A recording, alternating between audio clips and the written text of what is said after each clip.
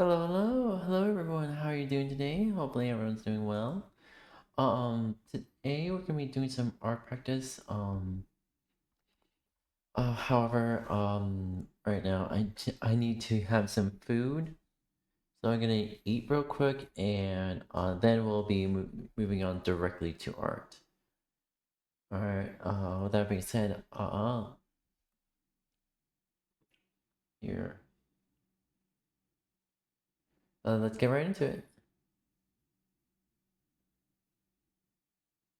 I'll start over here, just to be safe.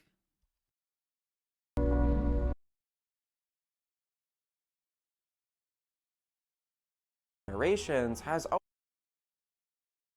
Okay, so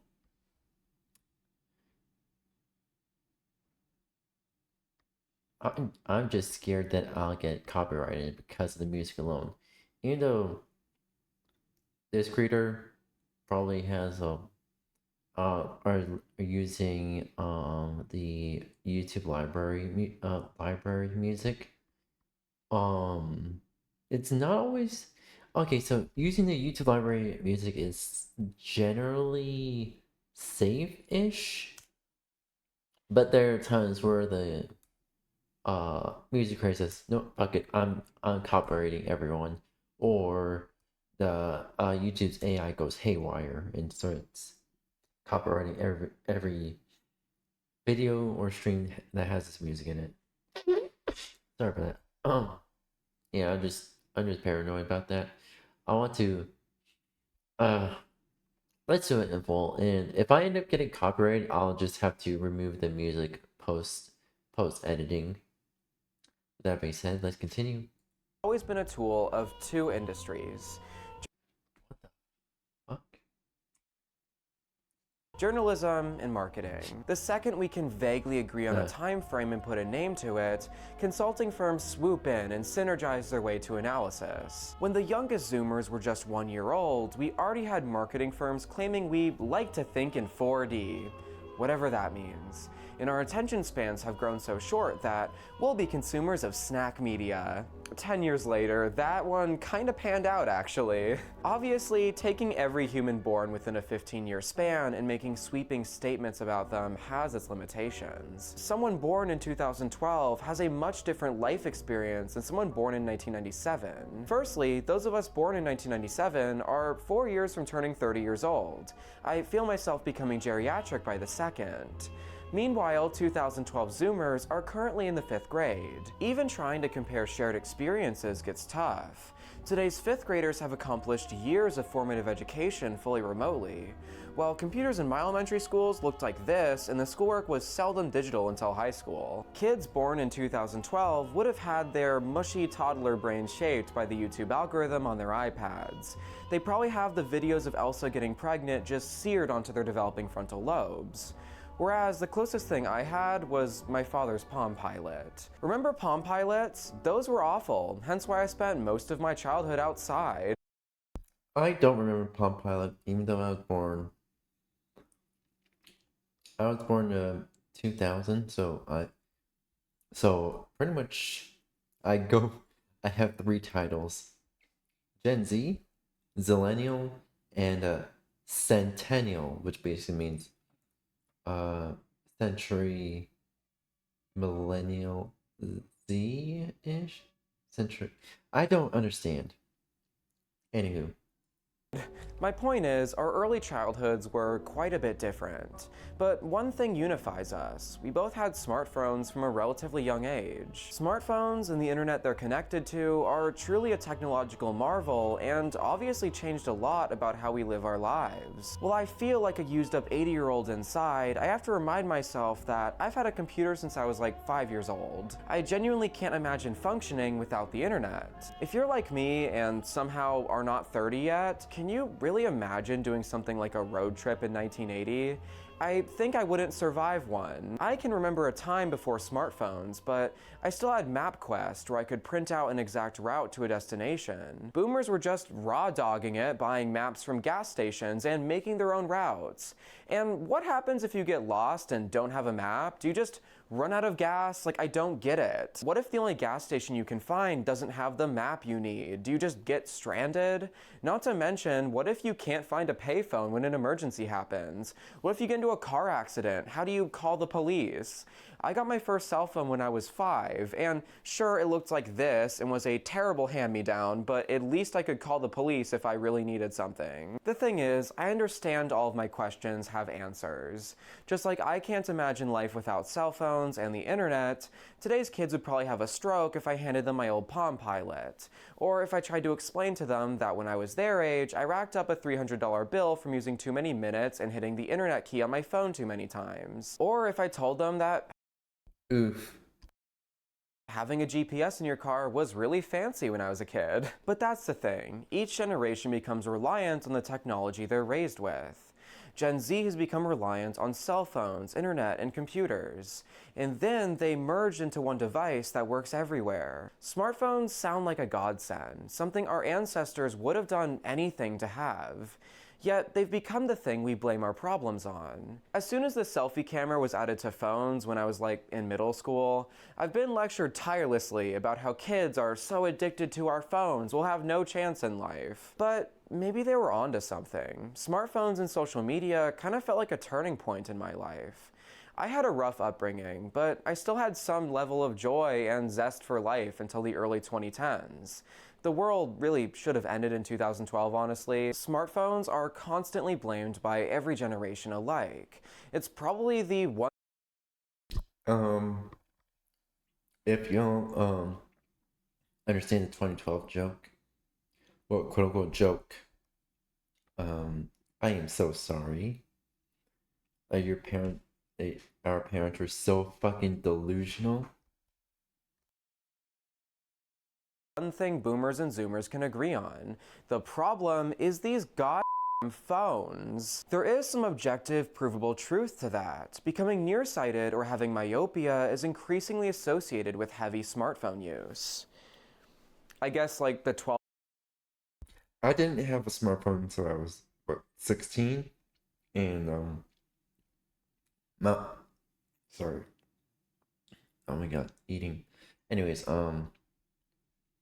my myopia, uh, my myopia started when I was too close to the TV screen playing on the original Xbox when I was 11 years old. So yeah, that's why I have nearsightedness and need glasses because CRTs are pretty cool. They're still pretty cool. But holy hell, they were a detriment to my eyesight. 12-year-old version of me should have really listened. Unfortunately, our eyes weren't built to stare 10 inches from our face all day. In fact, a lot of our body wasn't built for phone use. The blue light emitted from screens has been proven to prevent quality sleep. I just choose to ignore that fact while I binge on melatonin gummies and other types of gummies every night. At this point, we know smartphones and social media are doing something to our brains. We just aren't quite sure what yet. Whatever it's doing to us, it doesn't look good, especially for those of us with brains still developing. I mean, recently I've seen multiple viral TikToks about people growing mushrooms in their ears because they left their earbuds in for days at a time. I don't think that's a sign of a healthy attachment to your smartphone. For me, the world felt like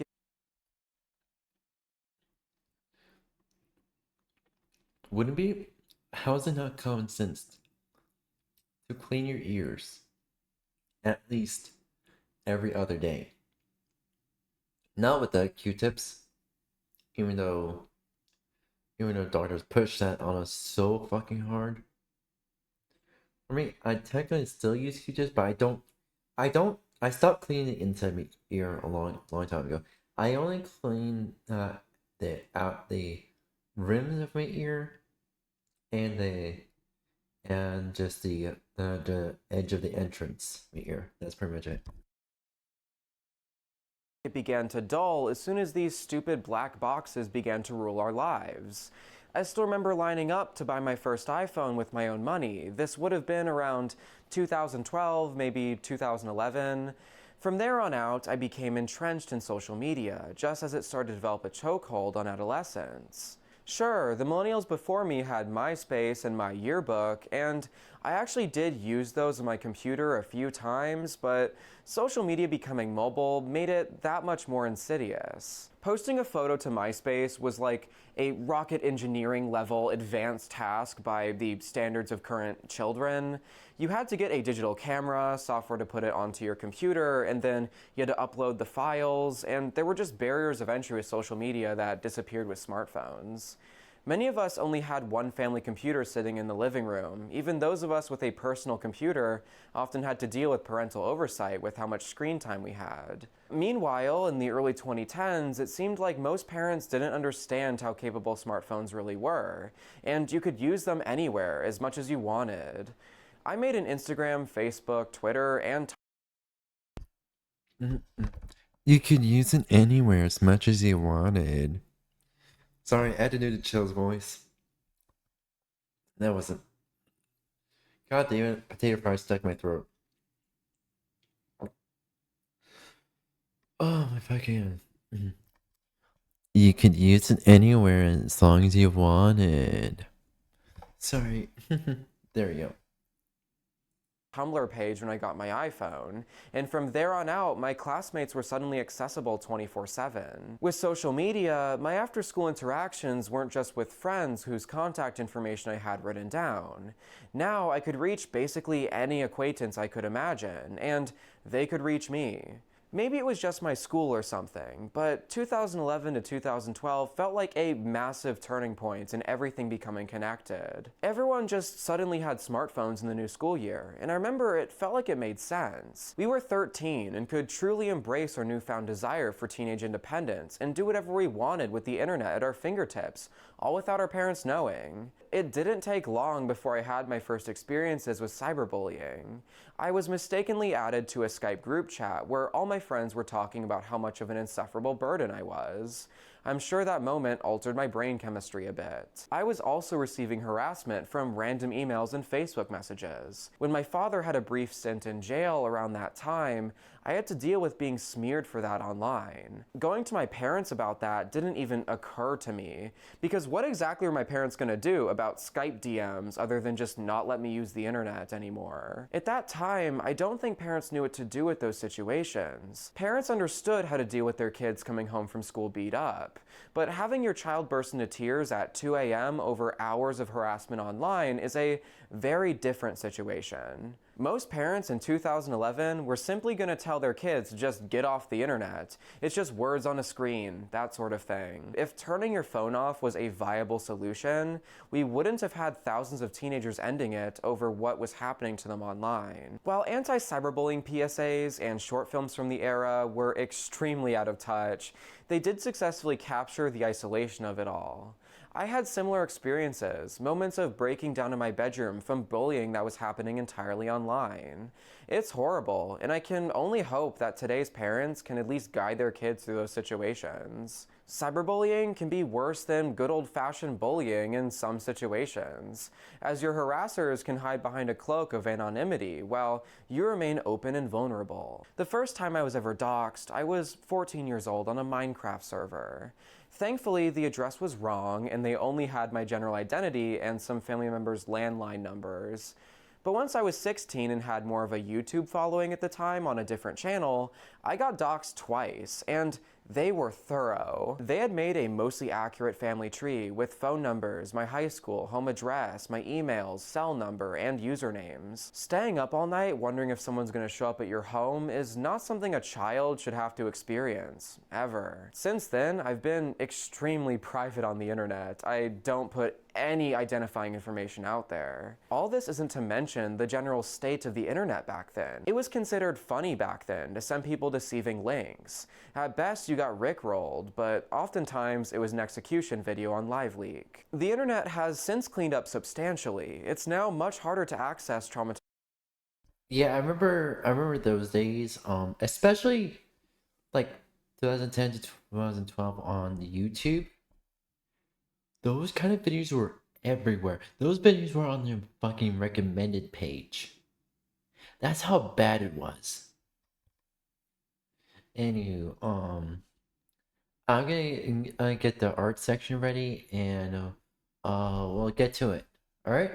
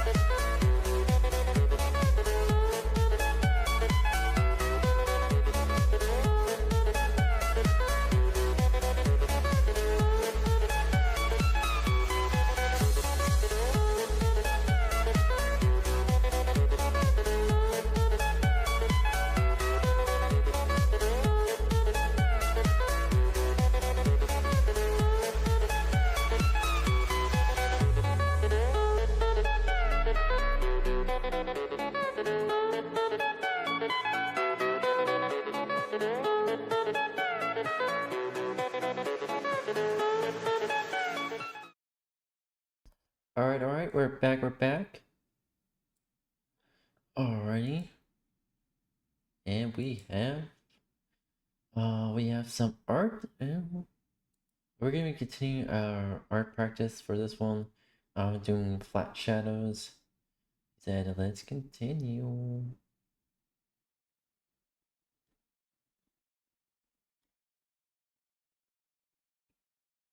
Alright, here we go. Alright. Said get my stuff ready. Content. In a lot of ways, we were the guinea pigs, the first to grow up with modern social media, but without the safeguards we have today. But this was all 10 years ago, when a lot of us were children.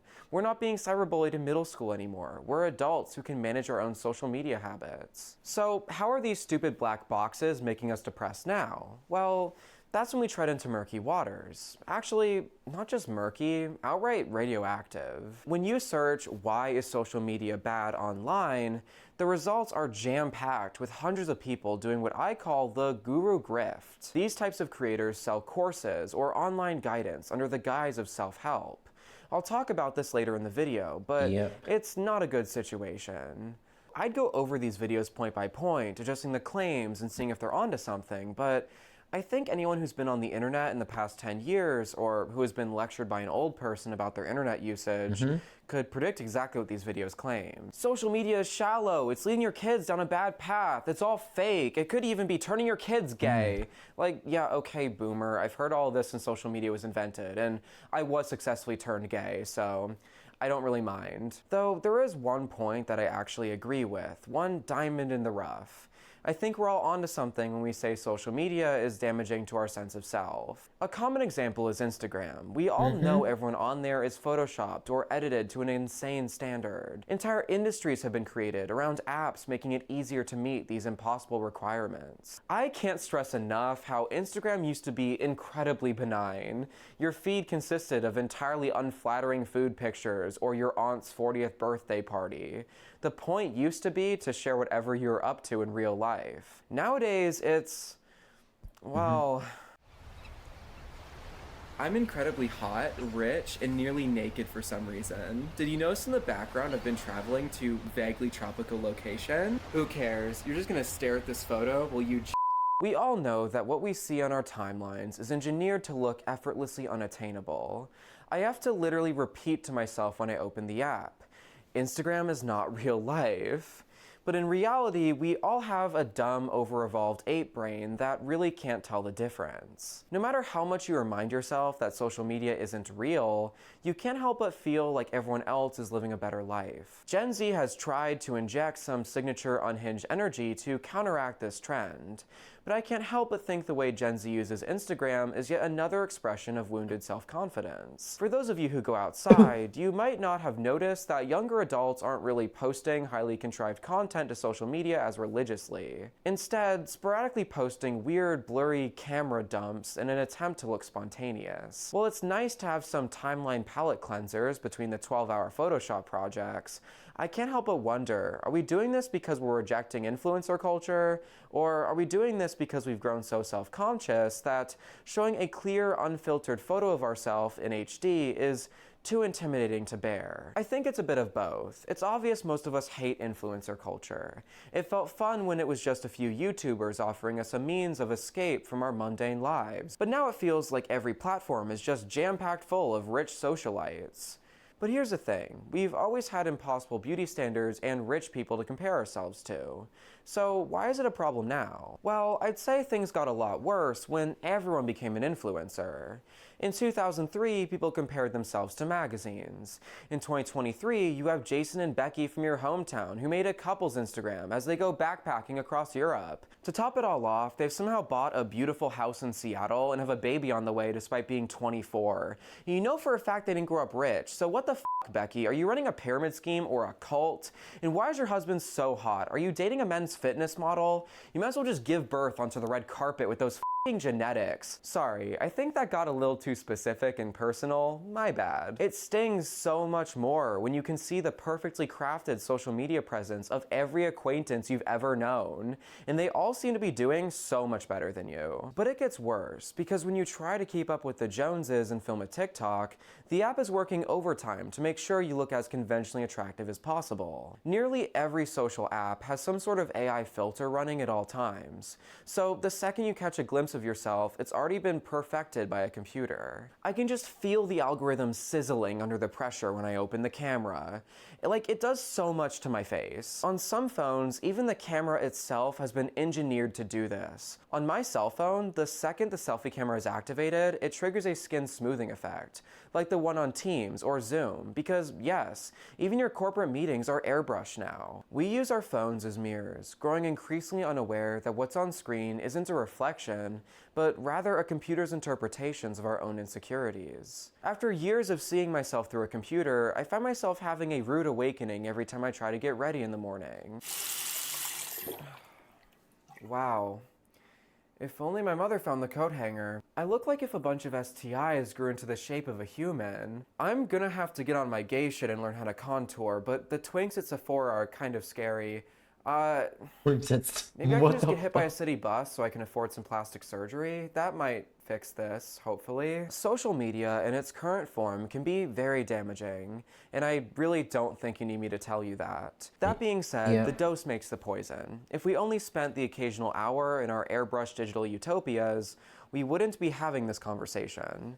In reality, 59% of the world's population is on social media, spending an average of 6 hours a day on various platforms. Now, you could argue this is simply due to social media being so addictive, engineered to keep us from looking away. We really do live in a society. My wife left me because of my Venmo addiction. God, I wish I could just talk about these things without sounding like a boomer. Sure, it is true social media companies want to make money. That's literally the whole point. And aside from tampering with our political system, they make money through keeping you scrolling so you can watch ads for Chinese dropshipping or some new startup that's missing its vowels. So with profits increasing as user retention increases, these apps are going to be designed for dependence. There's many ways we do this. Things like gamification, where you design everything to work around points, tokens, interactivity, or rewards.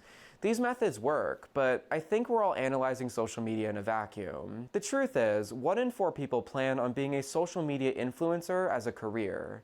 And looking at the state of the job market and the cost of college, I don't blame them at all. Hell, I'm Gen Z and I've been making online content since I was like 7 years old.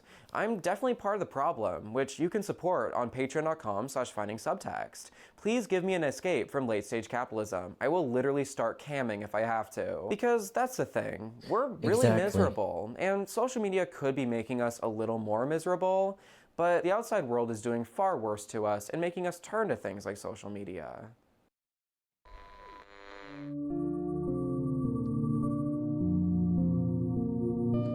Yeah.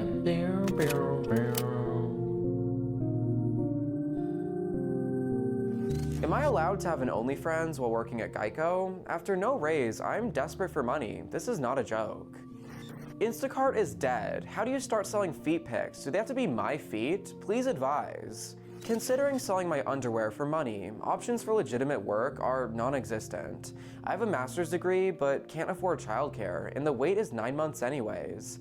I need some extra cash. This sucks.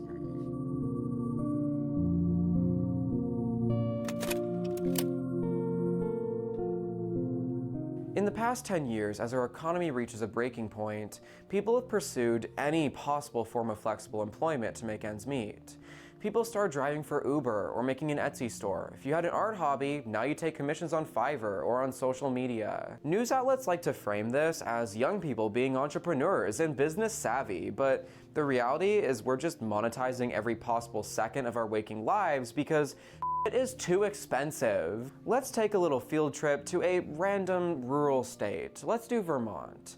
The median income in Vermont is $32,000 a year. After taxes, you're left with around $2,000 a month if we're being generous, and that's not including any deductions like health insurance. According to Zillow, the median rent in Vermont's small city of Burlington, where most of the jobs are, is $2,100 a month. Well, of course it's expensive in Burlington. It's a tourist town in New England, a disgusting liberal stronghold. Any smart person would live out in the country where it's affordable. Living rural would save you about $100, as the statewide median rent is still $2,000 a month. Well, yeah, renting is just paying off someone else's mortgage. Only idiots choose to rent. The average home in Vermont is $320,000 with a $15,000 down payment. That's a monthly mortgage payment of $1,900 a month.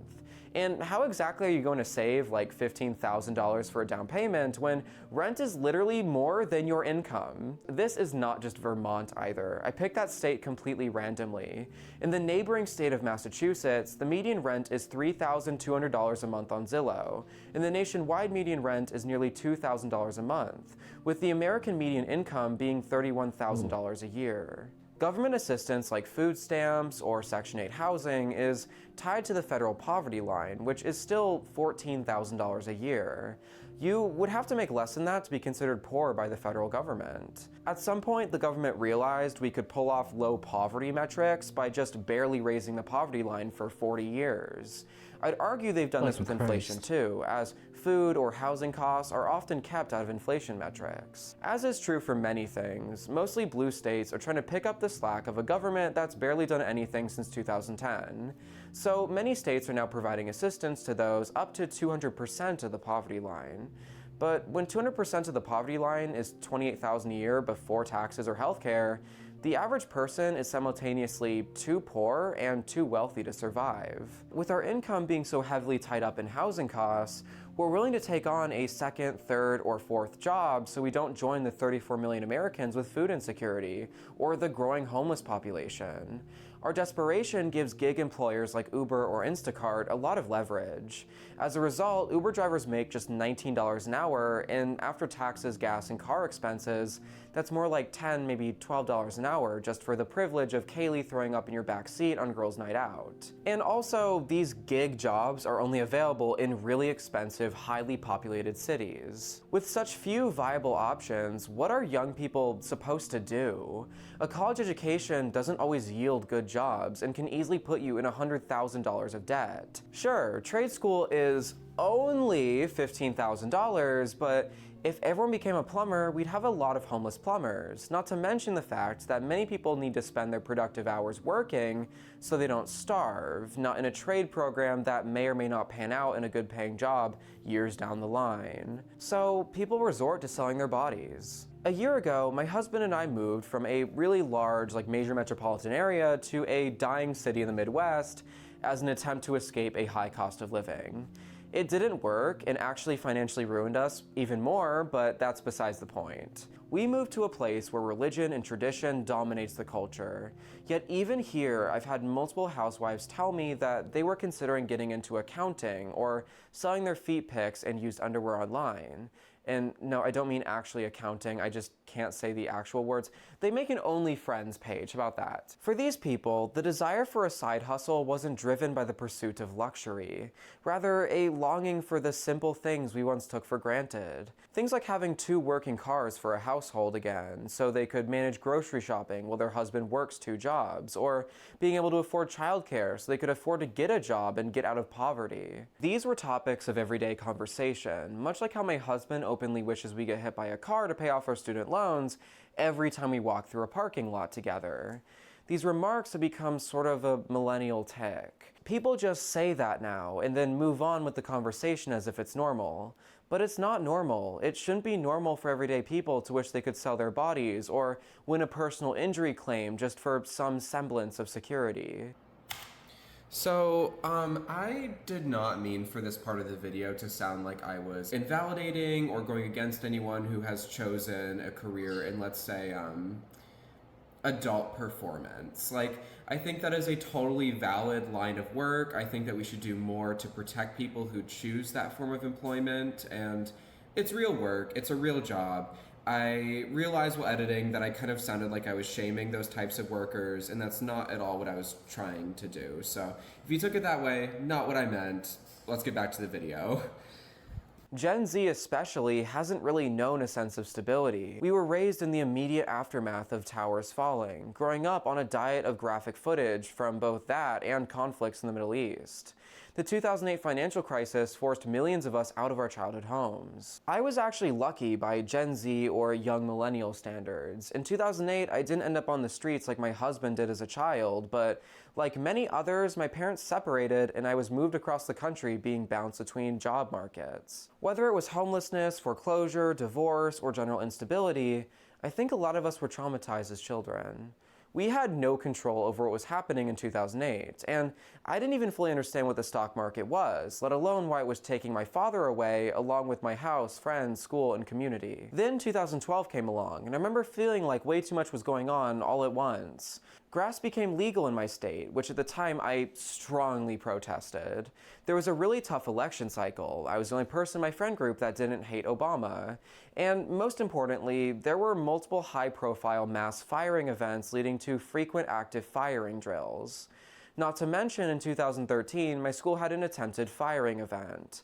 Thankfully, nothing came out of it aside from a few lawsuits. But growing up, passively thinking about dying over your algebra textbook can really chip away at a child, as you would expect it to. By 2016, we had another brutal election, and from there on out, regardless of what party you belong to, I think we can agree things have been unraveling since then. The 2020 situation only threw more gasoline on the fire, leading to widespread instability in every facet of life. Think about what instability feels like for a second. To me, instability feels like a lack of power. I look at the generations that came before me, and I see incredible power there. Thinking back to my parents' generation, the baby boomers, the way they lived is absolutely mesmerizing to me. I was born into a single-income household. On that one income earned without a high school education, my parents were able to buy not just a house, but a house that perfectly matched their preferences based on how much they wanted to spend. Like, they could just leisurely buy a house they actually enjoyed with an offer below asking price, with a mortgage payment that still left them able to function and live. Like, they had excess money after paying the mortgage. I don't get it. They could afford professional movers to move them into the house, and contractors to renovate the house every time something fell out of fashion. Like, wouldn't it be so cool to have servants that will repair things for you that you can just afford somehow? I have to do my own drywall, electrical, and plumbing repairs on my own apartment, and you're telling me my parents could just hire someone to rehab a house they just own without lifting a finger? And like, as a reminder, they would just like tear out a kitchen if it was like, ew, it's dated from the 70s.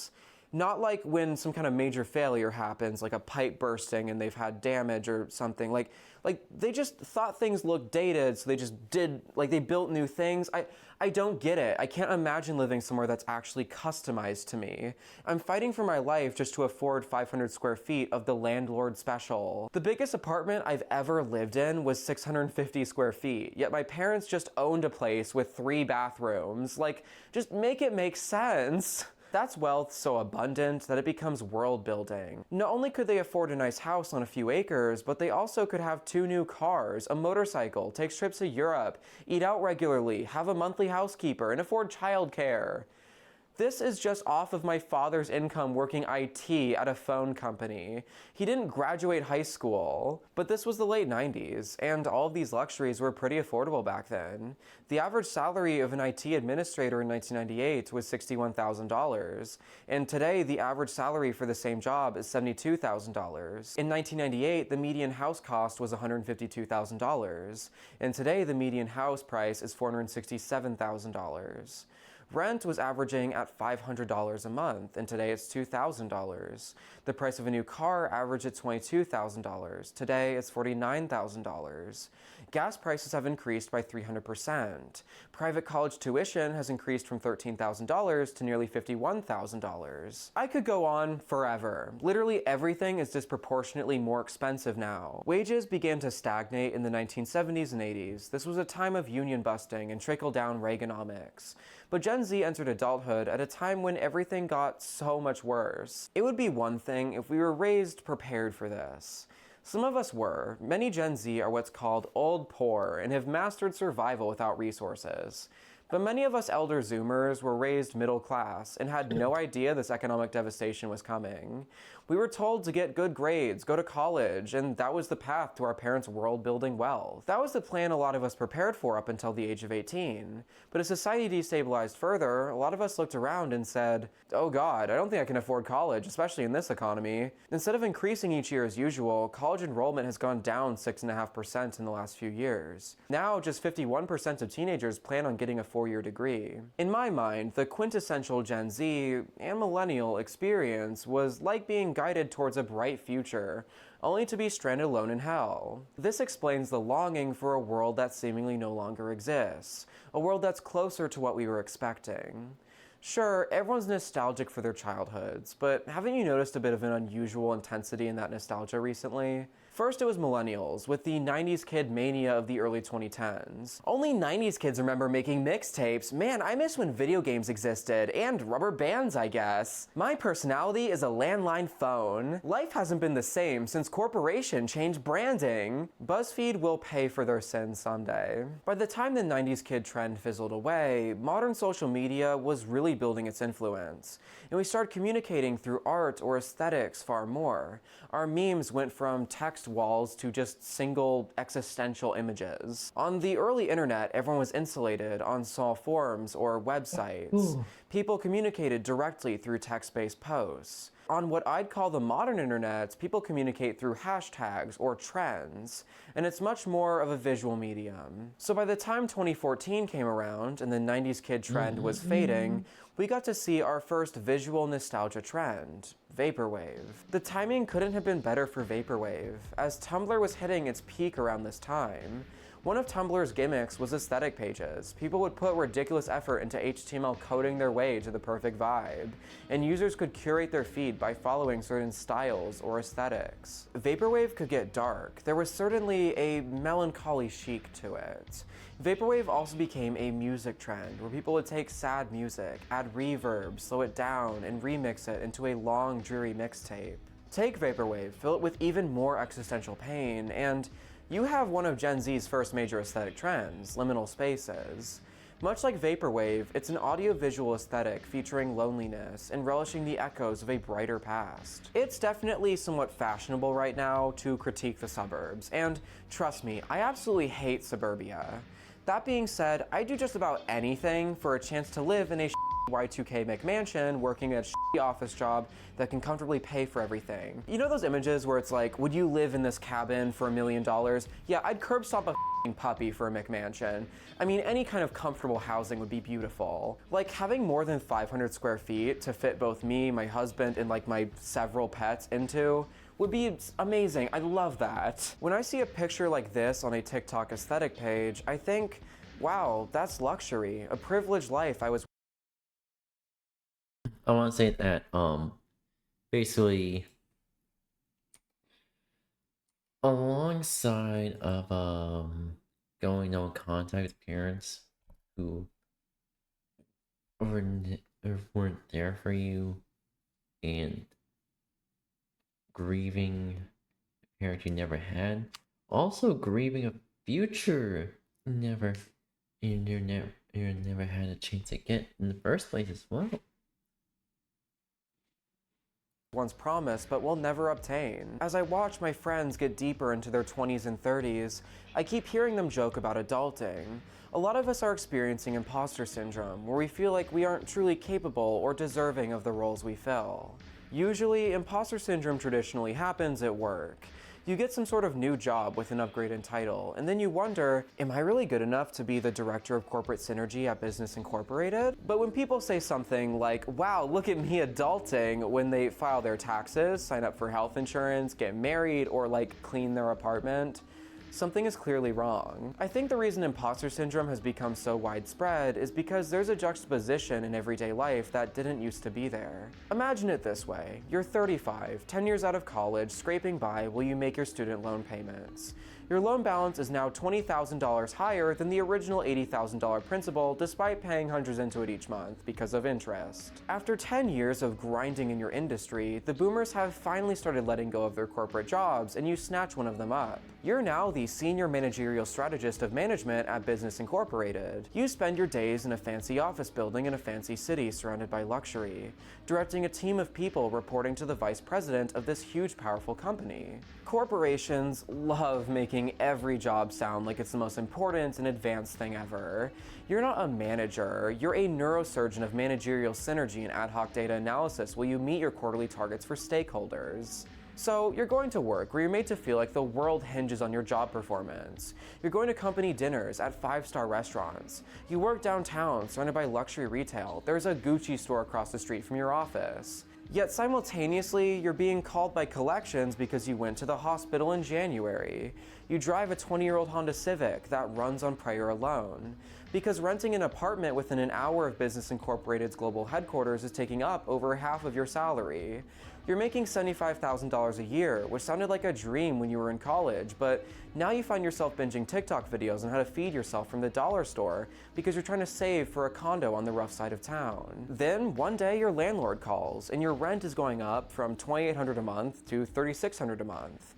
And there goes your dreams of someday owning a 400 square foot condo next to the methadone clinic. You no longer have any money to save. The juxtaposition between achieving your dream salary at your dream company, yet struggling to survive, is so palpable that it covers your life with a light veneer of disassociation. We find ourselves doing the things our parents did on paper, yet without any of the expected results. With each passing milestone, we think to ourselves, oh yeah, I really just did achieve that milestone. Doesn't really feel like anything though. It probably doesn't help that we're being gaslit by society on an hourly basis. We're told we live in a meritocracy, where if we just put the work in, we'll get the fruits of our labor. There's this whole ideology of getting on your grind set and working harder and longer hours than everyone else so you too can be Jeff Bezos and cheat on your wife. But if hard work paid off, we'd have more than a small handful of examples. There would be way more Jeff Bezos. Unfortunately, that'd be scary. Young people are beginning to understand this. As a result, we do our jobs with apathy. We take part in a dying system because we still need to survive, but we're definitely not passionate or giving it our 110%. Still, we're made to feel like we're going crazy. There's been a long-standing social pressure to not rock the boat, not to have strong opinions, or to act openly depressed with things. I think that's beginning to change, but for the time being, we're surrounded by people pretending like they're thriving while we feel like we want to drive off a bridge on our way to Business Incorporated. We're languishing under the misery of late-stage capitalism. Life kind of just sucks right now, and it makes sense it's taking a toll on young people.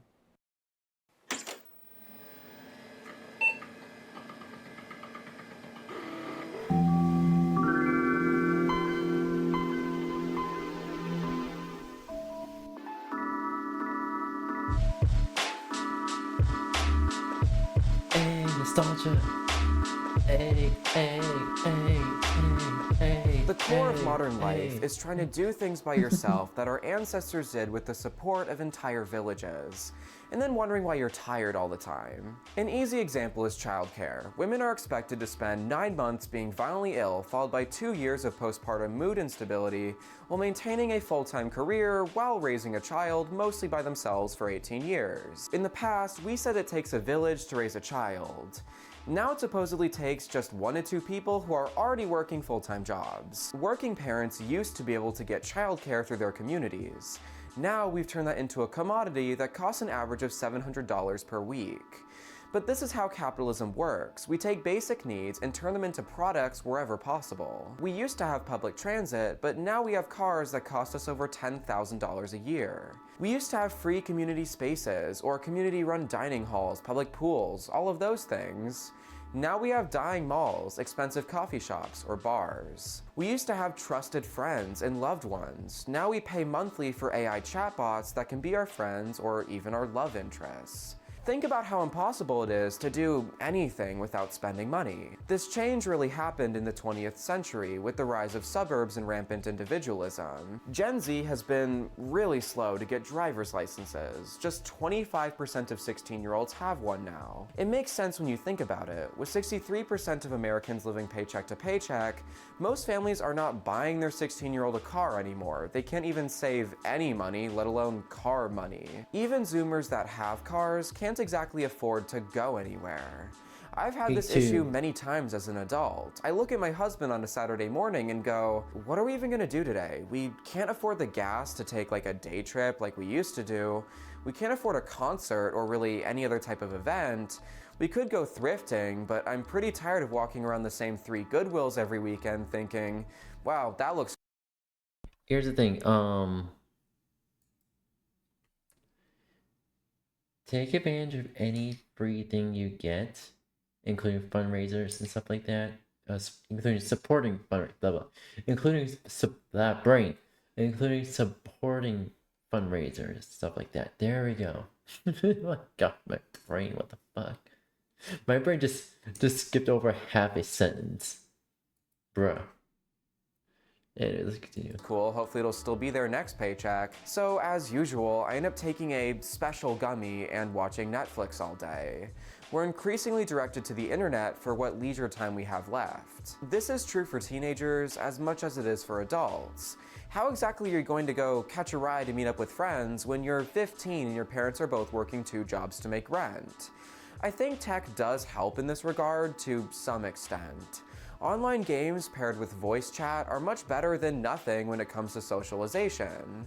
But if this is your only way to be with your friends as a teenager, you're likely going to end up socially underdeveloped. Also, a lot of people aren't using the internet as a way to hang out with school or work friends without spending money. A lot of people are trying to meet their social needs through heavy social media use alone. Google is playing some really important roles these days, from therapist to triage nurse.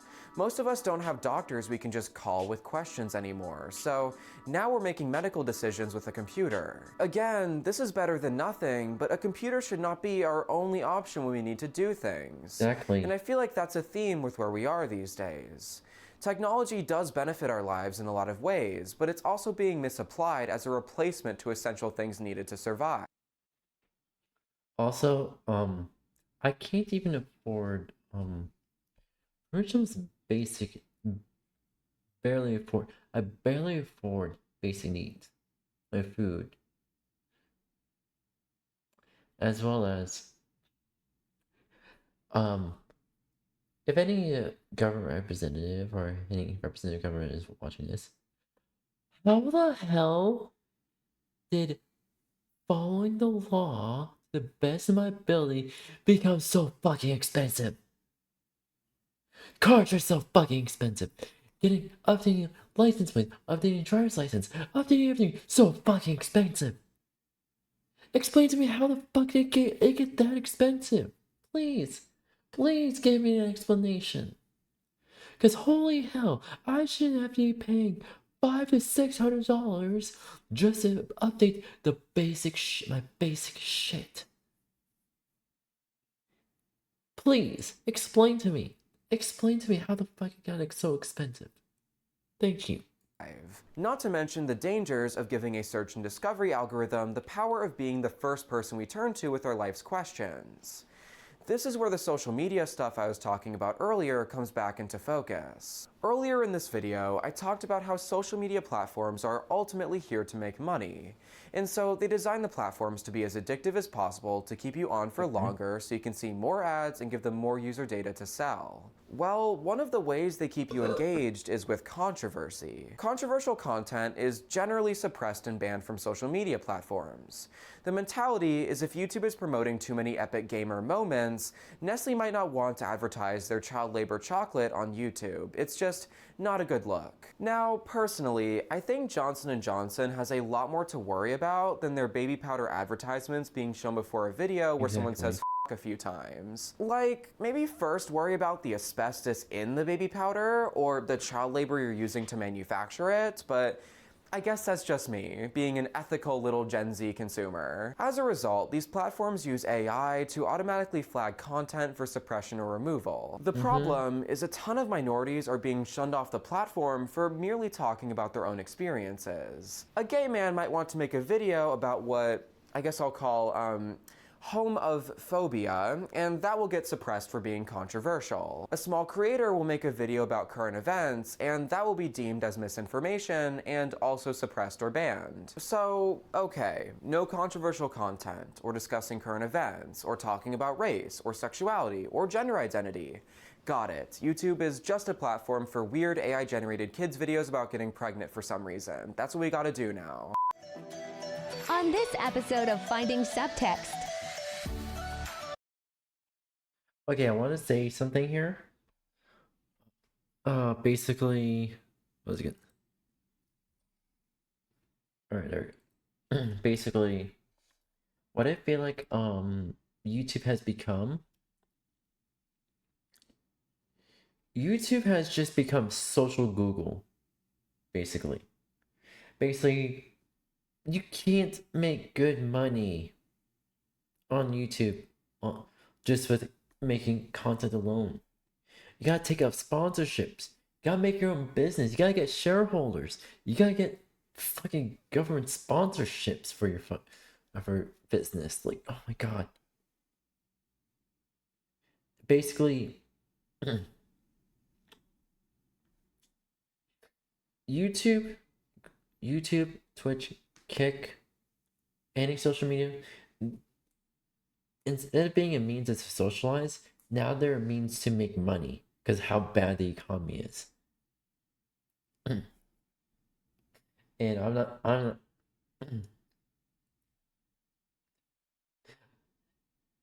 and I'm technically part of the problem because I'm using social media to make money because I pretty much have to. Trending intellectual property gets microchipped with used epidermic needles. So, the post-apocalypse internet is going to be safe and family-friendly. But the algorithm still prioritizes content that gets a lot of interaction, like comments or shares. And controversy is usually the thing that motivates the most discussion. See the problem here? As a result, the breeders get to discuss a lot about those of us deemed controversial. These influencers aren't deeply analyzing heavy subjects in a way that would trigger suppression. Rather, they talk about random fringe issues that have yet to make their way into a suppression database and somehow link those back to minorities. Actually, let's just compare the two approaches here. For the sake of this video, we're going to pretend this is a server room of some huge social media company. The monitor on the right will display what these moderation systems think of the content displayed on the left monitor. This hypothetical moderation system has 3 states. It can deem a video advertiser-friendly, suppressed, or banned. Obviously, the moderation systems that real apps and websites use is a lot more advanced than this. But I think this is a good way to display how these systems generally react to certain types of content. Hey, I just want to get on here and talk about all of the misinformation regarding current event. It seems like, especially on social media, as a queer person, I'm getting really concerned about the rhetoric against our community being mainstreamed.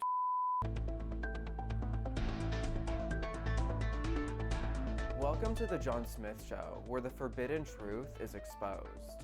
We cover things no one else is brave enough to talk about, because if you follow the truth, you'll get canceled, leaving you unable to show your face in public or even make a modest living. So, the Daily Pulse has just renewed my $80 million contract, and so I thought we should just build a new soundstage while we're at it. What do you think? I just thought the last one was so modest. So now we're working out of a new production facility as part of a $20 million expansion plan sponsored by Exxon. Anyways, in today's suppressed, borderline illegal show, we'll be looking at Gen Z's disturbing TikTok videos. Your children are in danger. Hi, I'm gay, and I think I should be allowed to exist. Wow, that's cringe. I hope these people get dealt with, if you know what I mean. These people want your kids. And so do we, which is why after just 6 monthly payments of $49.99.95, You can gain access to the Daily Pulse Education Collection. Homeschool your kids with facts and logic on your side. When you talk about real issues with actual nuance, you can't use vague, controversial language like, "these people need to be dealt with."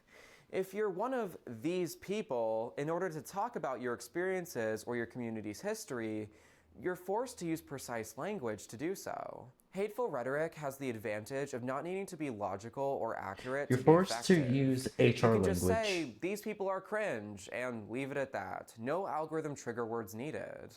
Whereas, if you're trying to refute hateful rhetoric, you have to use real words to dismantle the claims being made against you. As a result, only controversial content that uses extremely vague language to get its point across ends up succeeding online, which is typically going to be hateful content. With the internet being the first point of contact for our questions, and by extension, the arbiter of public opinion, this is really concerning. Take a generation that's grappling with mental health at unprecedented rates, combined with search and discovery algorithms being the first point of contact, and you have a crisis on your hands.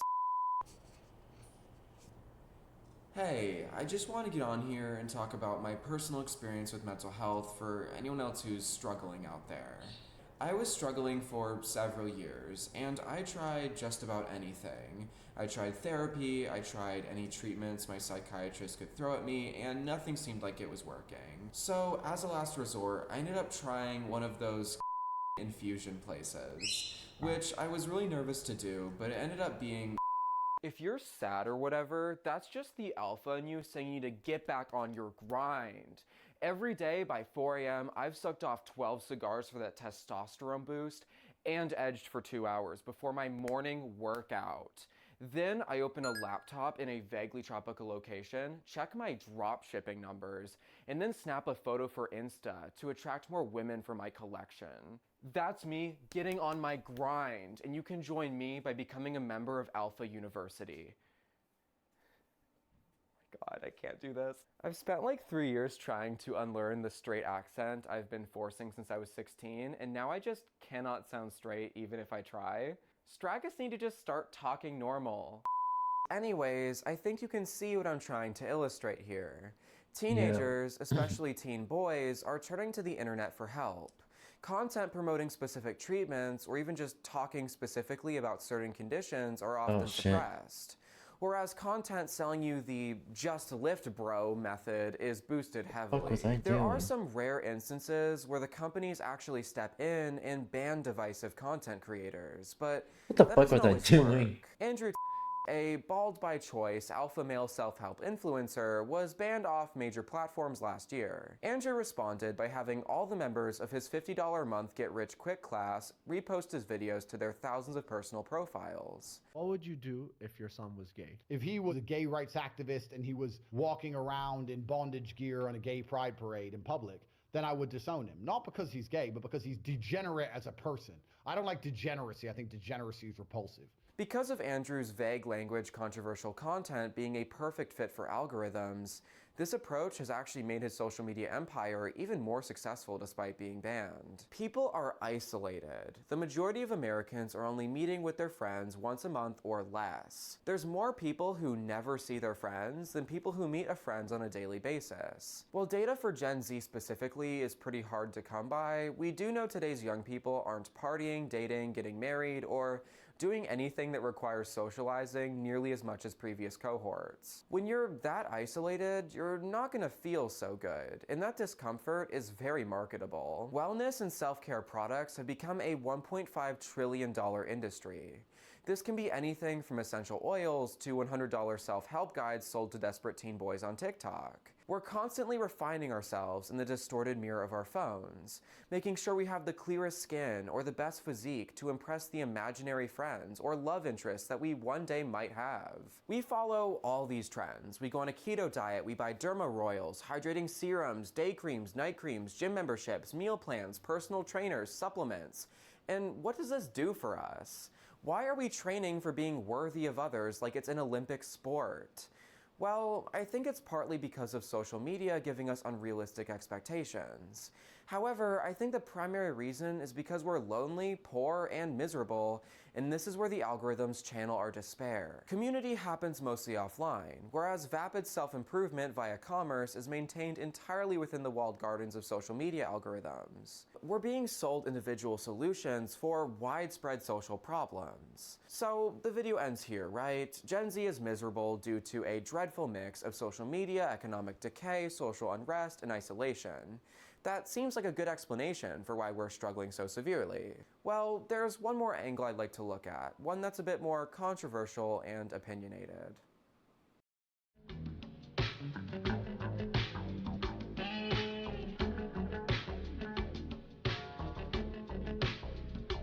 Ooh. Now, this is the end of the video, and like a lot of my videos that ramble on for over an hour, I like to make the last chapter more of an opinion thing. So bear with me, I'd like to go on a few tangents that I promise will be important to the topic here. When I was a kid, I used to look to my parents and the adults around me with judgment and confusion. My father would go to work every day for 8 to 14 hours, doing a job he hated that seemed absolutely useless.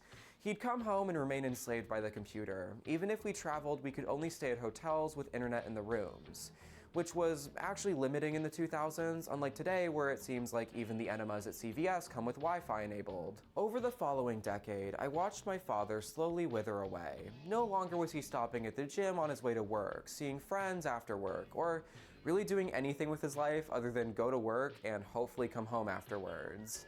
After work, he was an empty shell. He'd walk through the door, throw his bags down, go straight to the freezer, and begin his nightly drinking sessions. He'd microwave the dinner served several hours prior, or just not eat, and stare at the TV until 1 a.m. just to do it all over again. He wasn't using his limited time on Earth to the fullest, rather he was languishing as the days went by.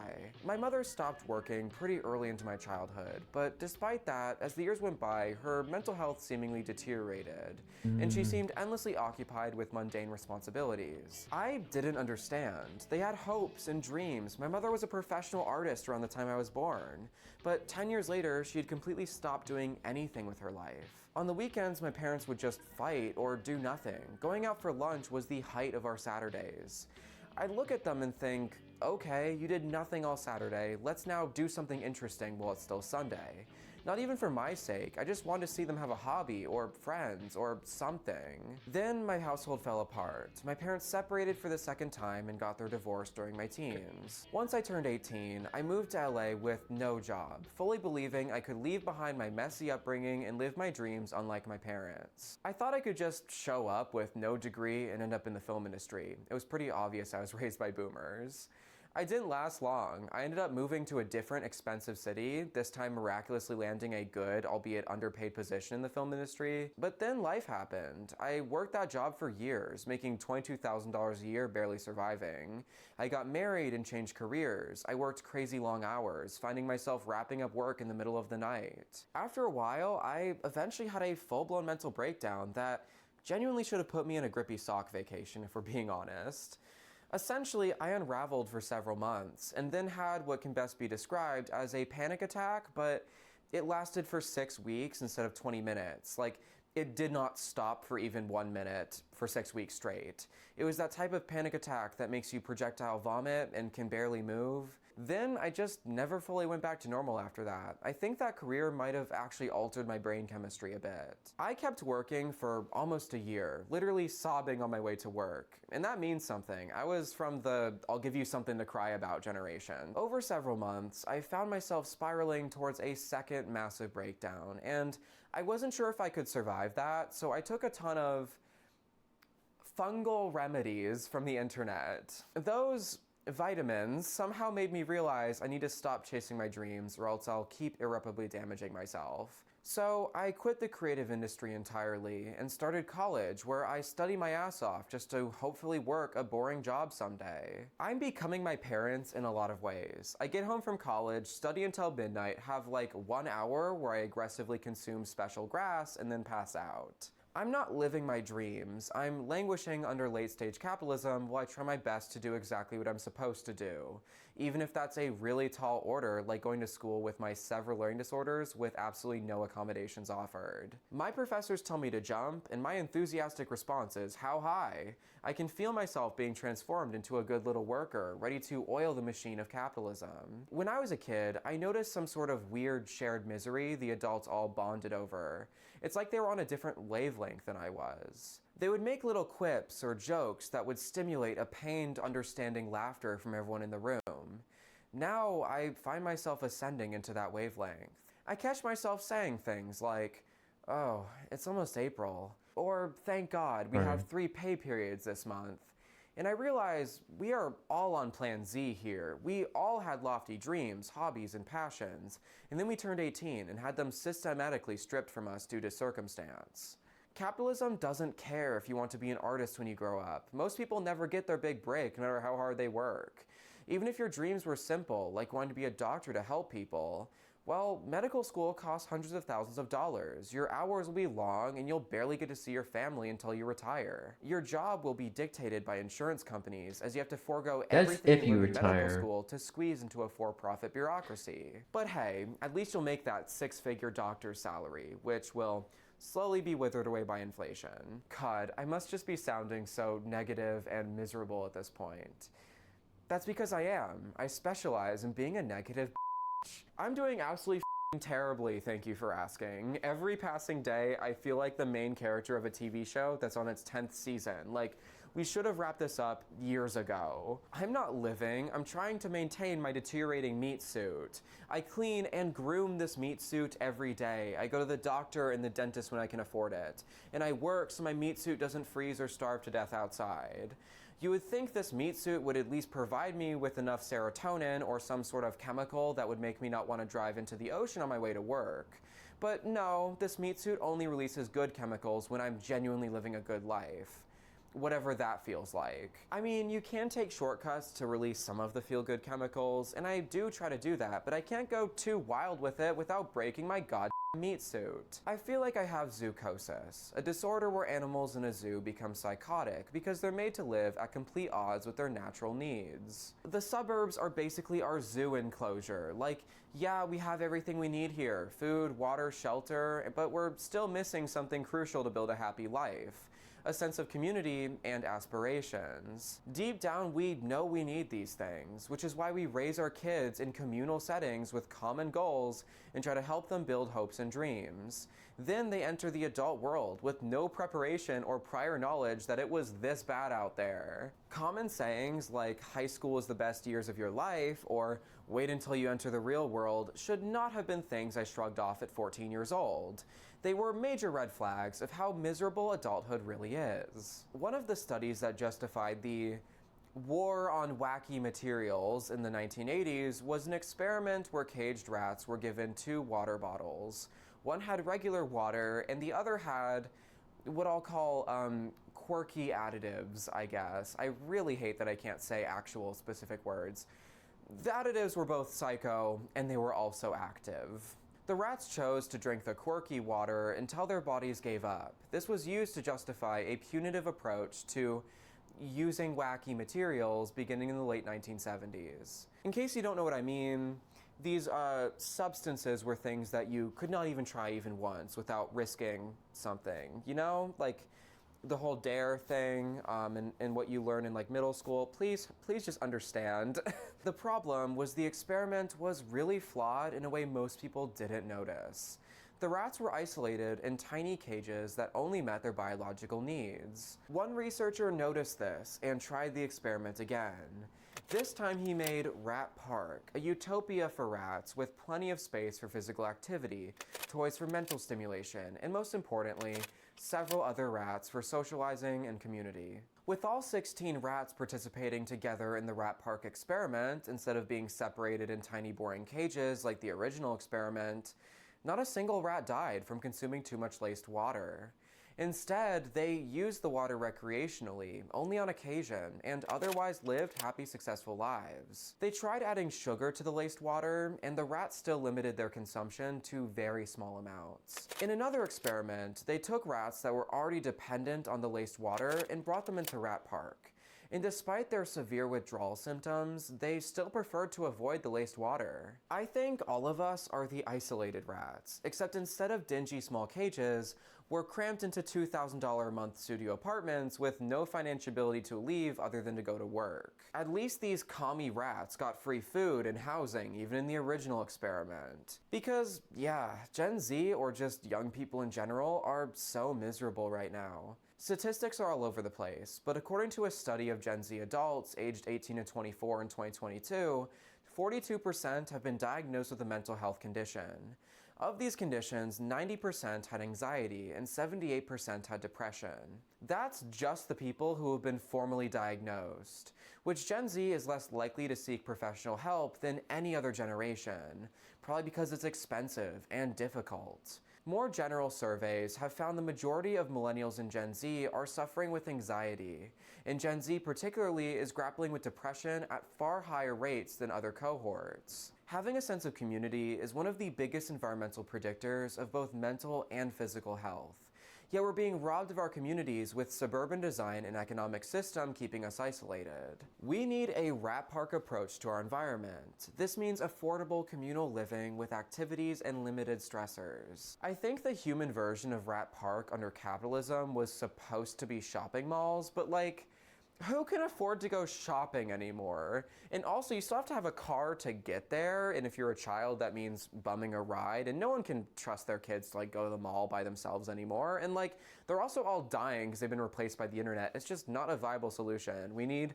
Just give me a rat park. Put me in an enclosure, please. Gen Z is more isolated than ever and can only look back at fuzzy childhood memories for a time when living felt good. Until we can stop propping up a dying economic and social system at the expense of young people, we're only going to see worse and worse outcomes. Signs far more severe than a fascination with liminal spaces.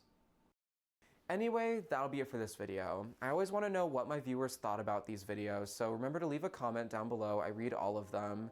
Like and subscribe and just appease the algorithm so I don't get suppressed anymore. And remember to check out my website for a transcript of this video, the sources cited for this video, and any other information for every video that I'm uploading. You can also contact me directly through my website, and I read all of my contacts. Thank you so much for watching. I'll see you in the next video. Bye. Oh wow. Oof. Yep. Let me. Oh, nope. I just do this. Boop.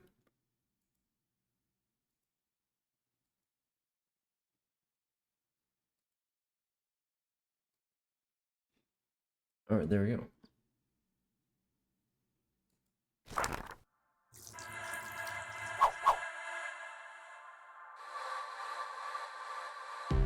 What if I told you you could plug your PS2 into your home network and load any game right from the console?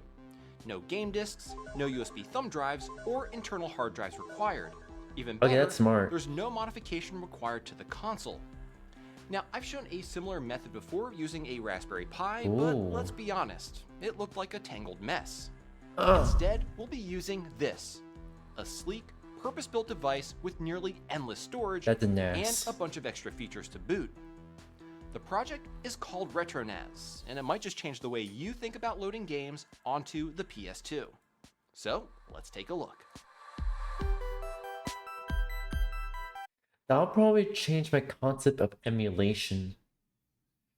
Instead of like having the emulators on my physical PC, just having it on the NAS and loading it through the NAS. The NAS is basically its own tiny computer server. So wouldn't that be a smart idea?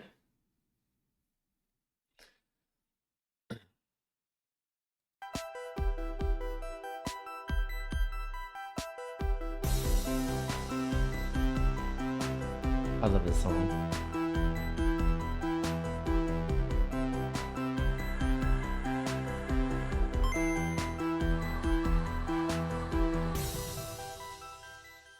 everyone, how's it going? My name is Tito and welcome to another episode of Retro Renew. Today we'll be taking a look at a really cool way to load games onto the PS2 called RetroNAS, which was created by Dan Mons.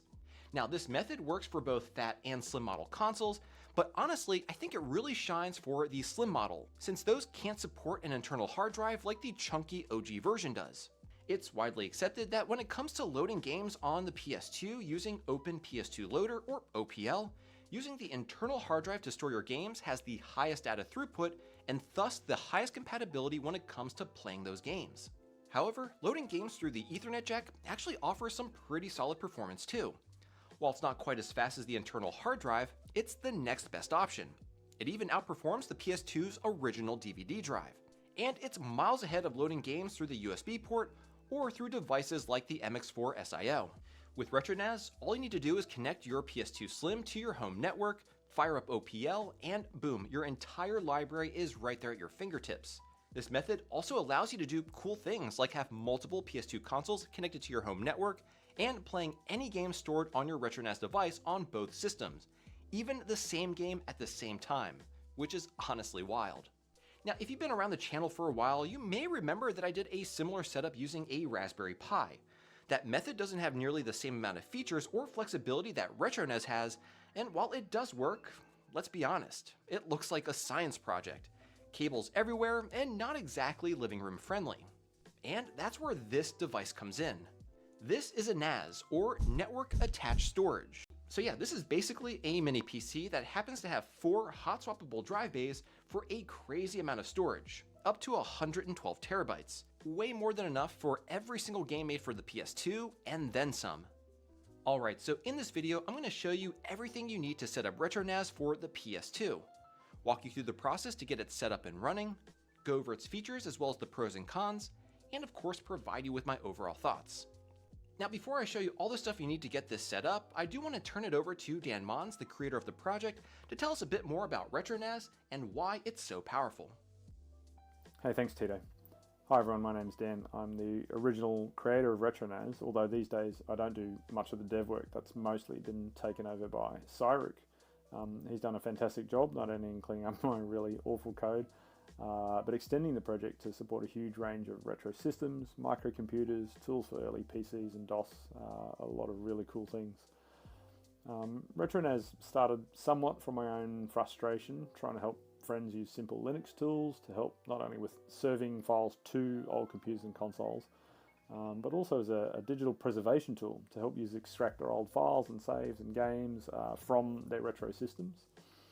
Trying to make one-off guides for friends over the years got pretty tedious. I felt it would probably just be a whole lot easier to build a deployment system that rolled out these services pre-configured in the specific ways that old consoles and homebrew software expected. The project just kind of took off from there, and again with the incredible talent of Cyruk, has now become a pretty comprehensive packager of tools for dozens of these old systems. I mean, whether you use it for dozens of systems or whether you just use it for one, like the PS2, I hope people find it a really useful project, and I hope it helps them to get the most out of their favourite consoles and computers. So thanks again for taking the time to dive into RetroNAS, and back to you, Tito. Awesome, thank you so much for that, Dan. So yeah, like Dan mentioned, RetroNAS is a very powerful tool that's actually compatible with many consoles. Even though this video is focused on the PS2, once we have it all set up, it's actually relatively easy to add the same compatibility to other consoles, like the Xbox, GameCube, PS3, Xbox 360, and yes, even the 3DS. But those are subjects for another video. To get this up and running for the PS2, you'll of course need, well, a PS2. I'm using a slim model because I do think these are perfect for this setup, since it already has built-in network capabilities. But this will of course also work for a fat model system, however you will need a network adapter installed. And for this particular setup, I will be using a Ugree NAS, but RetroNAS also works on a Raspberry Pi or dedicated PC. But I just find that using a NAS device to be the most sleek solution thanks to its expansive storage and hot swappable drives. Now for the way I'll be installing this, I'm going to connect both a keyboard and mouse to the NAS as well as a monitor. You can also SSH into the NAS from a computer that's on the same network, but I find that doing everything locally on the NAS itself to be a bit easier. You'll also need a USB thumb drive, which we'll be using to install Linux onto the NAS, as well as an M.2 SSD like this one. The SSD is optional since you can technically install Linux right onto the internal hard drive on the NAS, but I recommend using a separate SSD instead. This way you can preserve the original operating system and easily swap it back in if you ever want to return the NAS to its standard functionality. And lastly, you'll need a PS2 memory card with FreeMake Boot and OPL installed. These are readily available to purchase on eBay or Amazon, or you can even make your own. Alright, that's pretty much everything I'll be using to set up RetroNAS for the PS2. Alright, now let's dive into setting up RetroNAS for the PS2. There is a lot of ground to cover to get it up and running, but there's absolutely no modding of the system or soldering required, so really anyone can do this. Alright, so to start off, we do need to install Linux onto the Ugreen NAS, more specifically Debian. Now there are a couple ways to do this. You can either install it onto the internal SSD and override the Ugreen custom OS, or what I plan to do is remove the internal SSD and install a fresh one. This will allow me to pop in the Ugreen SSD in case I ever want to use it as a regular NAS somewhere down the road. So the first thing we're going to do is go ahead and remove the internal SSD in the NAS. Now in order to do this, we need to tear down the NAS. Thankfully it's pretty simple and straightforward. To start off, we'll remove the 4 drive bay caddies. Then we'll place the NAS on its face, and I like to use a microfiber towel to protect the unit from getting scratched. Next, we'll need to remove the rear panel. It's just secured by 4 Phillips screws, which are hidden underneath some rubber covers. So we'll need to remove those and unfasten the screws. Then we're going to want to lift off the rear panel. First, remove the magnetic dust cover, then use a tool like this one here, which has a nice hook at the end, and then carefully pry the panel upwards. Just hook it underneath the vents and gently lift up as shown here. Next, we'll take out the fan, which is also only held in with another 4 screws. Once it's freed, unplug it and set it aside. We need to unfasten the 4 screws here so we can separate the outer metal housing from the chassis. Oh, and I here love this. On the bottom of the unit, we're going to unfasten shadows. these 2 screws Holy securing shit, the this is access door good. for the RAM expansion bay. We'll eventually need to push in this spring-loaded peg inward so we can actually remove and slide off the outer shell. So we're going to now go ahead and begin to slide the shell off, and as soon as it starts to separate, push in that peg, and then we can fully slide I'm just laughing because because I'm not thinking, why didn't I think of this earlier? It was literally what, an hour? Or just not even 15 minutes? the shell off.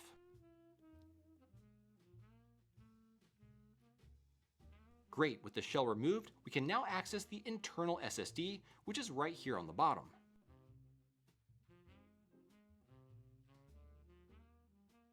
So here we can see that it's a 128GB unit, but just go ahead and set it aside for now.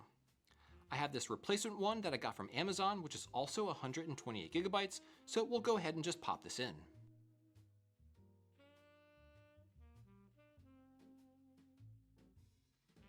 Great, now we just need to go ahead and put the Ugreen NAS back together, which is just the reverse of the disassembly process.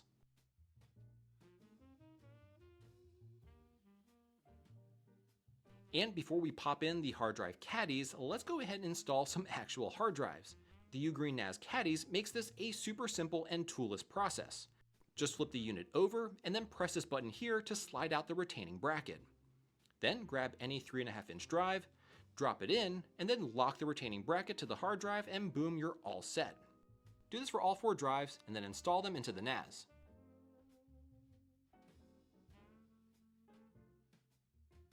Okay, for this next part, we're actually going to need to head on over to the computer to make a bootable Linux thumb drive.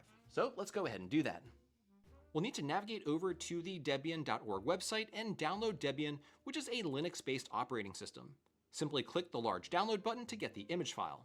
I actually have a copy here already saved in my desktop, so I won't be downloading it. Now take a USB thumb drive and insert it into the computer. Then open up any image flashing software. I personally like to use Balena Etcher. Hit the Flash from File button, and then select the Debian image, which again is on my desktop. Balena should then automatically detect our USB thumb drive here, but if it doesn't, make sure it is selected. Then hit the Flash button. You'll usually get a pop-up, so just select Yes, and it will start flashing the image to the USB thumb drive. This will take about a minute to complete. And once it's done, go ahead and eject the thumb drive, and we're ready to move to the next step. So now we're going to install Debian onto the NAS. And in order to do this, I'm going to hook up a keyboard and mouse as well as a monitor to the HDMI port. And you will need to hook this up to your network through the Ethernet port so that the NAS can access the internet. Then power on the NAS, and when doing this, you'll want to press and hold the control button while spamming the F12 button until you get this screen. Anyway, once you're on this screen, press enter to get into the BIOS. And from here, you'll want to navigate over to the Advanced tab. Then toggle down to Watchdog Settings. Here you'll see an option called Watchdog Control. We're going to want to disable this feature. It's designed to look for the default Ugreen OS, and if it doesn't detect it, the NAS will automatically shut down. Since we're installing a completely different operating system, this would cause unwanted shutdowns. So let's go ahead and disable it to avoid any issues. Then hit escape to exit the menu and go into the SATA configuration menu and make sure that it looks like this. Once you confirm this, hit escape again and go all the way over to the save and exit tab and then press enter on the save changes and reset button. Now while it's resetting, quickly insert the USB thumb drive with our copy of Debian flash to it. You should see a boot drive selection menu with an option called UEFI. If you don't see this, just power down the NAS with the thumb drive still installed and press and hold the control button while pressing F12 after powering it back on like we did previously.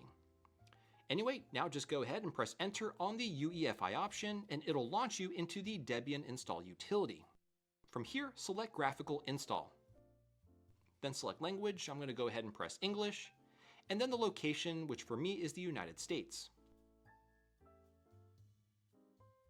After it does some configuration, it'll ask us to select a network interface. For this, I went ahead and selected the second option. It then asks us to create a host name, so to keep things simple, I'll just name it RetroNAS. And for the domain name, I just left it blank and hit continue. So here it asks us to create a root password.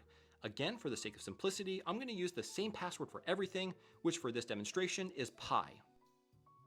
Now it's asking us to make a display name for the new user. I'll again use pi for simplicity. And this is the actual username that we'll be typing in, and again, I'll be using pi for this too. At this point, it's asking us to create a password for the user pi, and not to sound like a broken record, but again, I'll use pi for simplicity. In a real setup, you'd want to use unique and secure passwords for each user, but for this demonstration, we're keeping things straightforward. Okay, so for the time zone, I'm here in the East Coast. Now it's asking us how we want to partition the disk. Since this SSD will be dedicated solely to the Linux operating system, we'll choose Use Entire Disk and then hit Continue. At this point, we'll see a list of all the drives in the NAS. Make sure the internal SSD is selected. It's the 128GB drive in this case, which is already highlighted. Then go ahead and click Continue. And yes, we'll want all the files in this one partition, so click Continue again. I can give This my page hand a here break. is confirming everything, so Jesus just go ahead and hit Christ. Continue. And then on this page, select Yes, and press Continue to start creating the partition. Here it's asking for your location, again so it can find the mirror that's closest to you so you can download the Debian files. Alright. So I'm going to go ahead and select the United States. And here, I'm just going to go ahead and select the default Debian archive mirror, which is the first option. Here you're able to enter an HTTP proxy if you're using one, but most people aren't, so I'm just going to go ahead and hit Continue again. Now it's asking if you want to participate in something called popularity contests, which is a way for developers to see what people are using on their Linux machines. If you want to participate, you can select yes, but I'm just going to go ahead and hit the default, which is no. On this screen, it'll ask us which components we want to install. While most users might prefer a graphical user interface, RetroNAS setup is primarily done through the command line, so we'll uncheck Debian Desktop Environment and GNOME to speed up the installation process. However, we will be making sure to install the SSH server, which allows us to remotely access and configure the NAS later on without needing to connect a keyboard, mouse, or monitor. Okay, so now it's going to install Debian, and it'll take a few minutes, but I'm going to go ahead and fast forward through the process. And once it's done, I love just watching hit these continue videos. and the NAS will reboot. And once it reboots, it'll automatically launch Debian. At this point, you can go ahead and remove the USB thumb drive.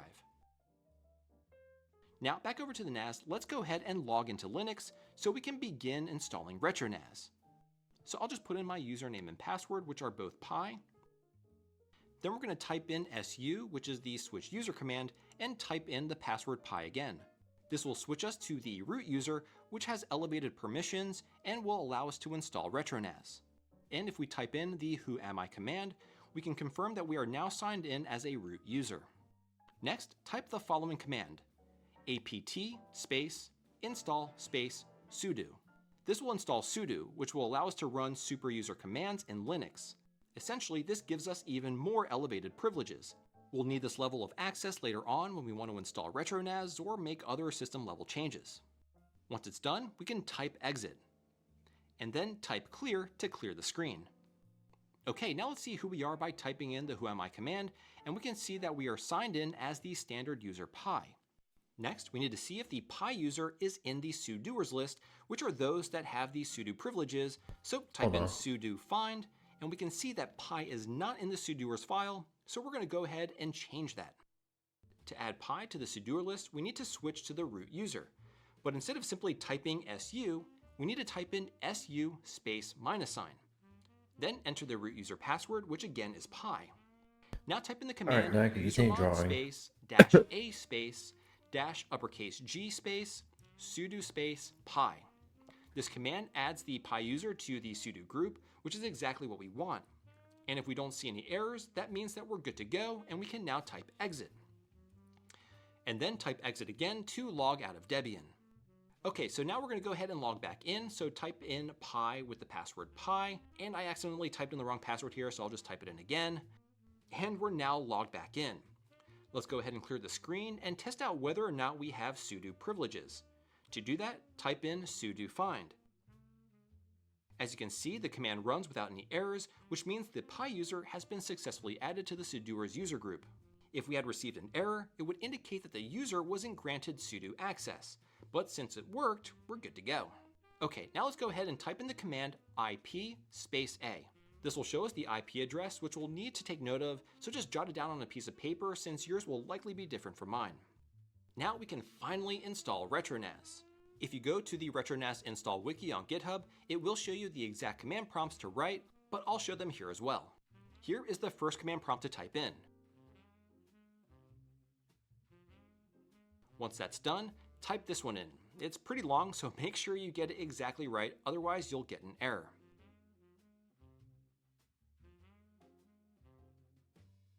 Then type in this command, which will make the script executable.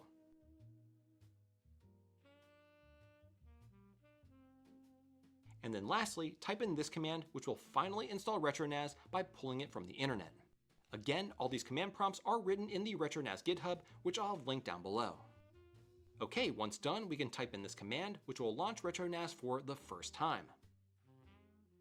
It will ask you to press enter and then show you the user license, which it will then ask you to accept by typing in agree. And here we are, we're finally in RetroNAS. Now I know these instructions were pretty long and cumbersome, but thankfully you only need to do it once. Now the next thing I want to do is configure and initialize the hard drives in the NAS. I want them to be set up in a RAID configuration, which stands for Redundant Array of Independent Disks. This basically helps ensure that we never lose any of our game data. Let's say, for example, one of these hard drive fails, which is 100% certain to happen in the future. Well, with a RAID configuration, I can simply swap out the bad hard drive and install a new one, and it will rebuild itself. This gives you peace of mind and greatly reduces the risk of losing your collection of games stored on your hard drives. So in order to do this, we do need to install an application called Cockpit, which we can do through RetroNAS. So back to the main RetroNAS menu, scroll down to Install. This will take you to all the modules we can install on RetroNAS. Again, the one we want is called Cockpit, and it's the 12th one down. Select it, and then hit Install. It'll take a few minutes to install, but again, I'm going to go ahead and fast forward through it.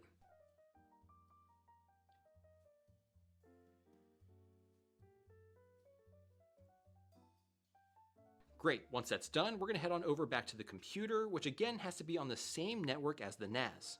Go ahead and open up a browser, and remember that IP address that we jotted down?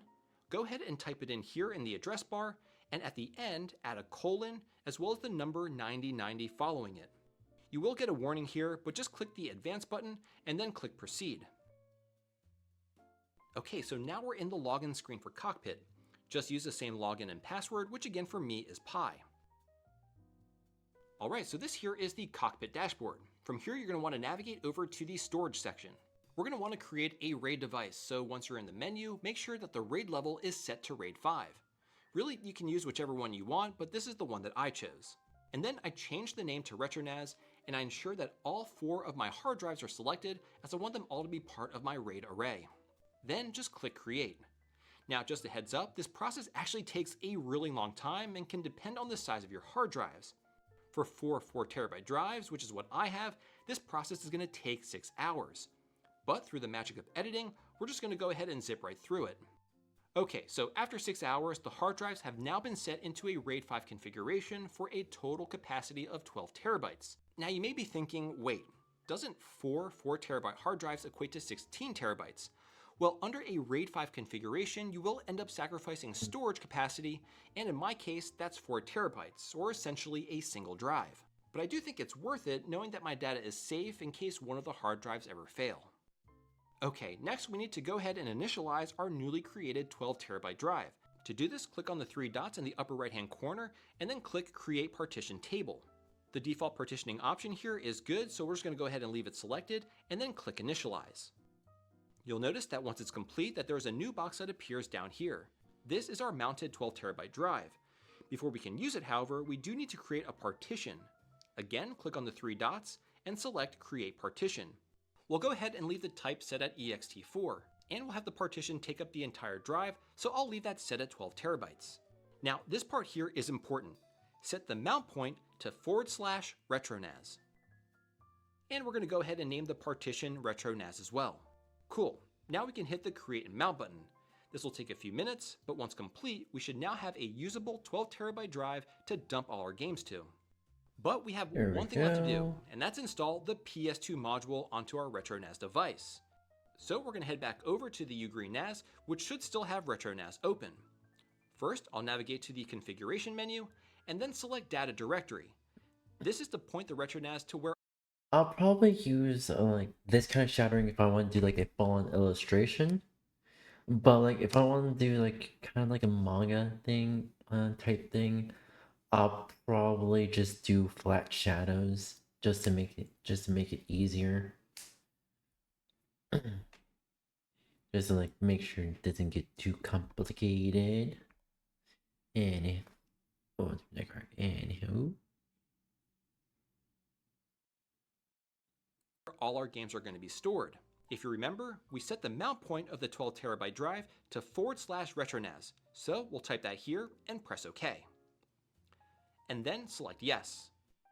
This will bring us back to the configuration menu. From here, we'll go down to the permission settings, select all, and press OK. Then press Enter again. And then escape to go back to the main menu. Now everything is pretty much all set up, so we can go ahead and go back to the Install menu. Here, scroll all the way down to item number 59, which is the PS2 OPL SMB configurator. Installing this will allow OPL to see all of our games that are stored on the NAS. Click OK, and it'll start to install the PS2 module. This again will take a few minutes, but once complete, hit Enter, and ladies and gentlemen, RetroNAS is all set up and configured for the PS2. Now let's go ahead and add some games to our Ugreen NAS. To do this, let's hop back over to the computer, which again is on the same network as the NAS. Open up a file browser window, and if you don't see Retro SMB appear under the network icon here, you're going to have to manually navigate to it. So since that's the case here, click on the address bar and type in //retro SMB. Okay. Hit enter, and you should be prompted to enter a username and password. So I'll just type in pi and pi, and we should see two folders, one called PS2 and one called RetroNAS. If we open the PS2 folder, those that have used OPL before should recognize this folder structure. All you need to do is drop your PS2 games into the DVD folder or the CD folder depending on the game type. I already dropped in a few games for testing, and now the only thing we need to do is set up OPL on the PS2 to find our RetroNAS device on the network. Now, I won't be going through how to set up FreeMac Boot and OPL on a memory card, but you can actually buy these online, and there's a ton of tutorials online on how to set these up. Anyway, with your PS2 system hooked up to your network and your FreeMac Boot memory card inserted, turn on the console. So first we'll go ahead and scroll down to OPL and open it up. Once it's loaded, press the Start button to get into the menu, and then I'm going to scroll all the way down to about so you can see what version I'm running, which really shouldn't matter, but as you can see, I'm running version 1.2.0 beta, but again, this should work with any new version of OPL. Anyway, press the circle button to go back and go all the way to the top to settings. Here, I'm not going to change much, but if you go to the bottom section under the ETH device start mode, I changed that to auto. And I also set the default menu to ETH games, which basically means that once OPL starts, it'll show all my games that are coming in through the network. So with that changed, hit OK, and then go to network settings, and this is where the important changes are. First, make sure the IP address type is set to DHCP. This will allow your network to automatically assign IP addresses and should work for most people. And in the lower section under the address type, we want to make sure it's set to NetBIOS. For the address, you want to type in RetroSMB, and for the share, you can type in PS2. With the username and password we have set, which in my case is Pi and Pi. Once you're done with that, hit back, and then be sure to save your settings. You can then press circle to see your list of games, and they may not appear immediately like shown here, but if you reset the console and open up OPL again, this time around you should see all your games. I'll go ahead and select God of War to test things out, and as you can see, it loads right up. And that, ladies and gentlemen, is RetroNAS up and running for the PS2. Man, that was probably one of the longest tutorials I have ever made, but I am so glad to have RetroNAS up and running, and I have to say, it honestly works way better than I thought it would. So with that, let's get right into the features that this setup has to offer. So bottom line, I'm now able to hook up any PS2 to my home network, launch OPL, and all my games are right there at my fingertips. That's really the main takeaway here. All your games are essentially stored on the NAS, and any PS2 console on that same network has instant access to all your games. Alright, we move on to the next video.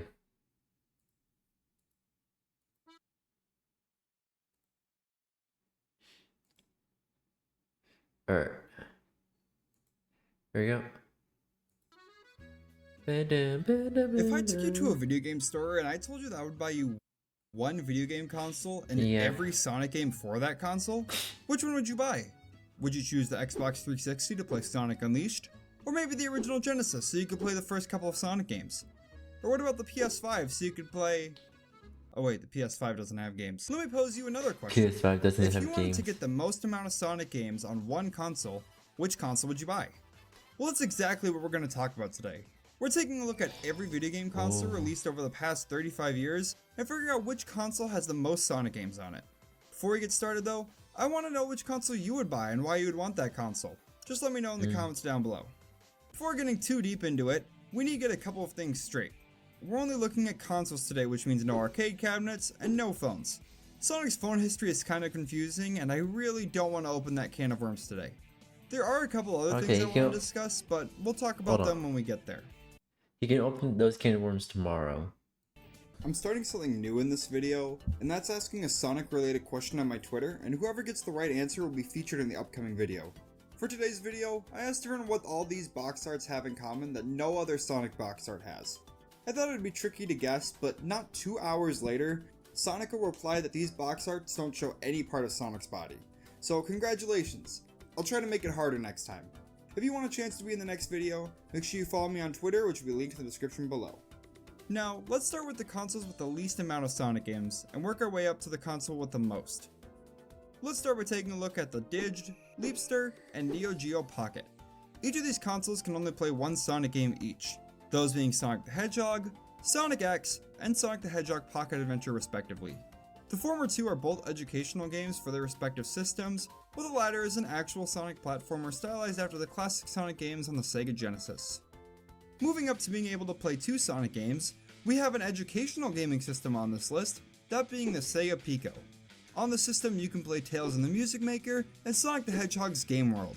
Both of these are educational games that teach children different subjects that you would learn in school like music or reading. Following that, it's the final console that Sega themselves will develop, that being the Sega Dreamcast.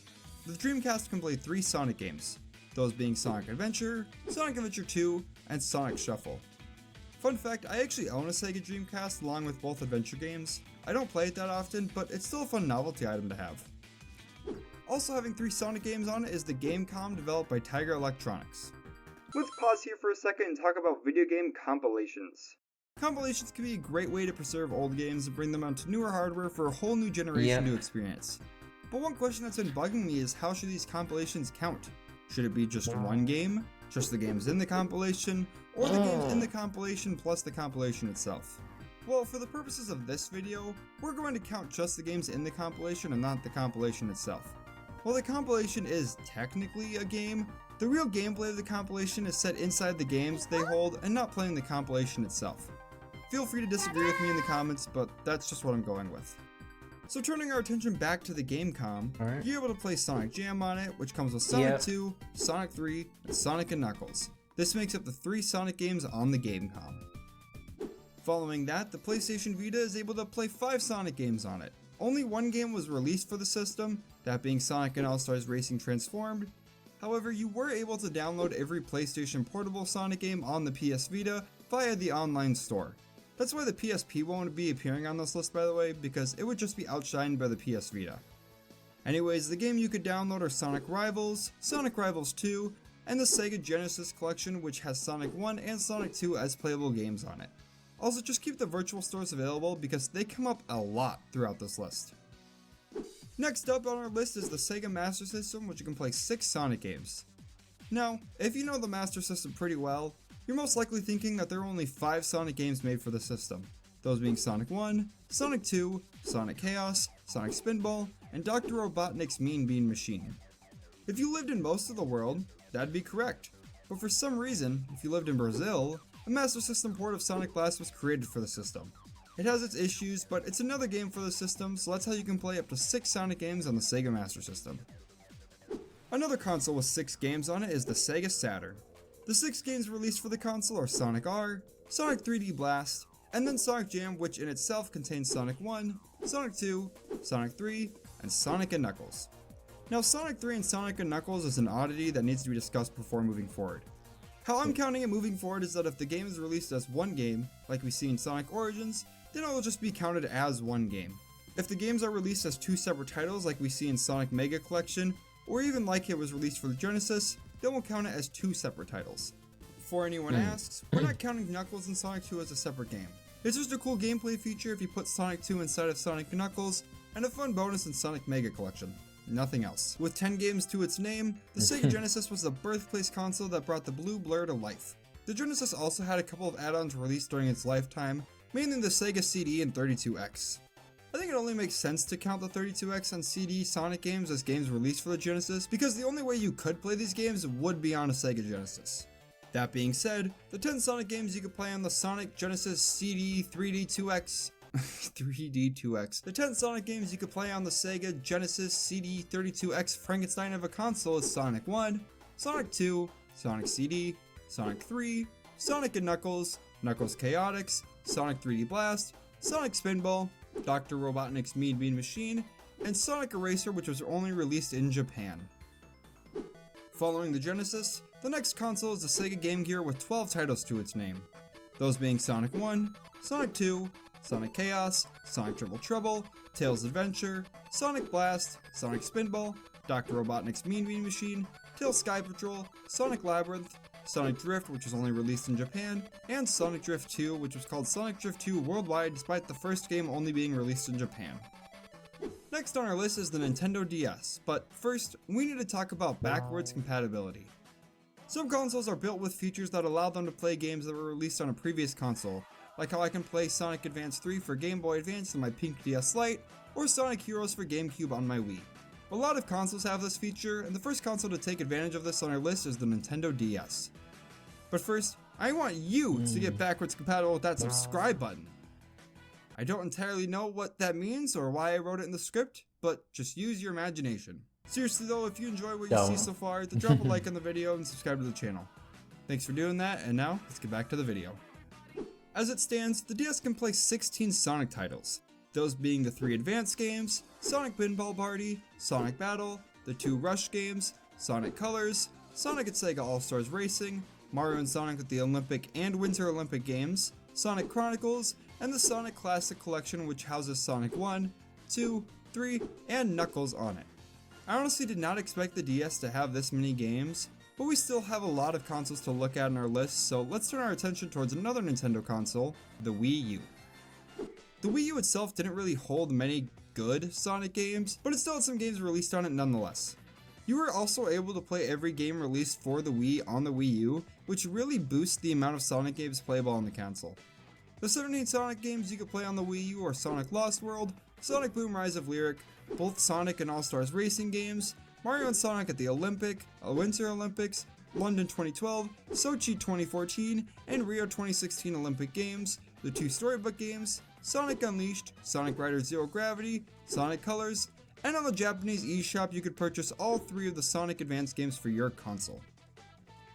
Jumping up to being able to play 26 Sonic games, the 3DS has a huge assortment of Sonic games to choose from, alongside being able to play every Sonic game released for the DS. There were also quite a few older Sonic games released for the 3DS's Virtual Console that, while you cannot get anymore, you could at one point in time, so we'll just count them as well.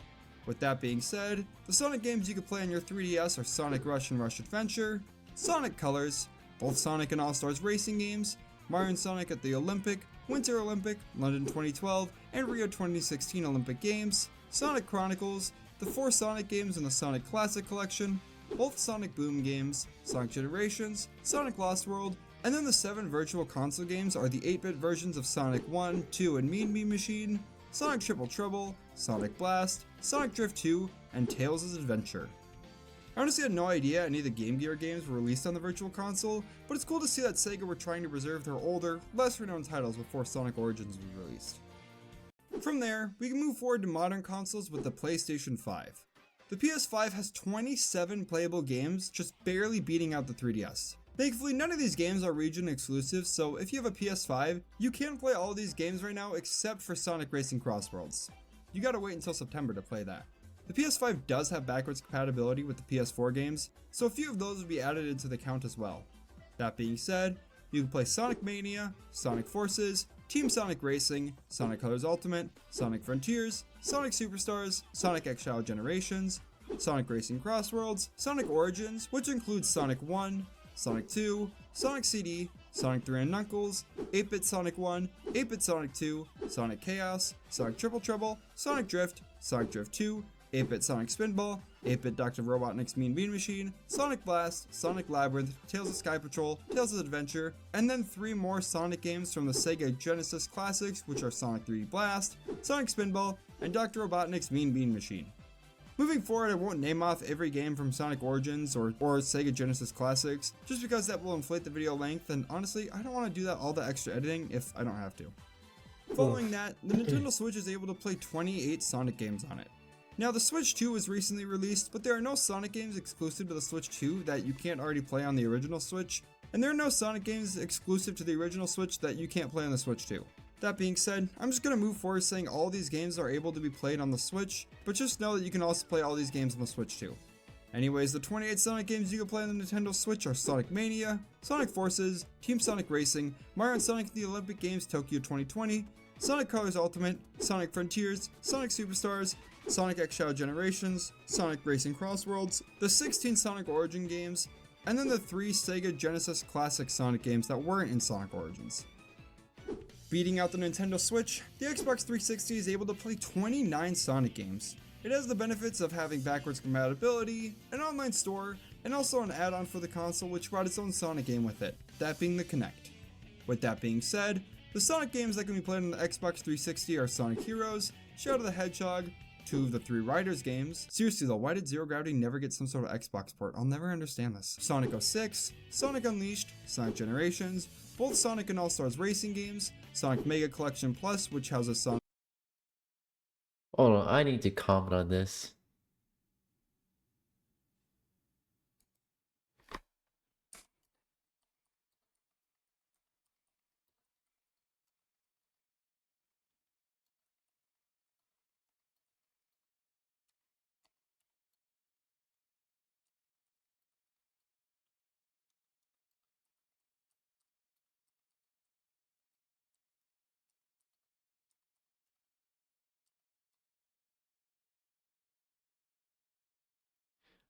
That pissed me the fuck off. okay, not really pissed me off, but like I had to correct him because Songwriter Zero Gravity was actually later released on the Xbox 360 along soon after the launch of the Xbox Kinect. And you could only play it with the Xbox Kinect motion controls, which is bullshit and a half. Also, Sonic Rider Zero Gravity was also later added to the Wii console. Again with also the motion controls. Also, you could use the actual Wiimote, or you could use, for some forsaken reason, you could also use the Wii Fit pad as a Sonic Rider's board. Like, I don't understand why, but that was so fucking cool. That was so fucking cool. Sonic 1, 2, 3, Sonic & Knuckles, Sonic 3D Blast, Sonic Spinball, Dr. Robotnik's Mean Bean Machine, Blue Spheres, 8-Bit Sonic 1 and Dr. Robotnik's Mean Bean Machine, Sonic Chaos, Sonic Drift, Sonic Labyrinth, and Sonic Blast.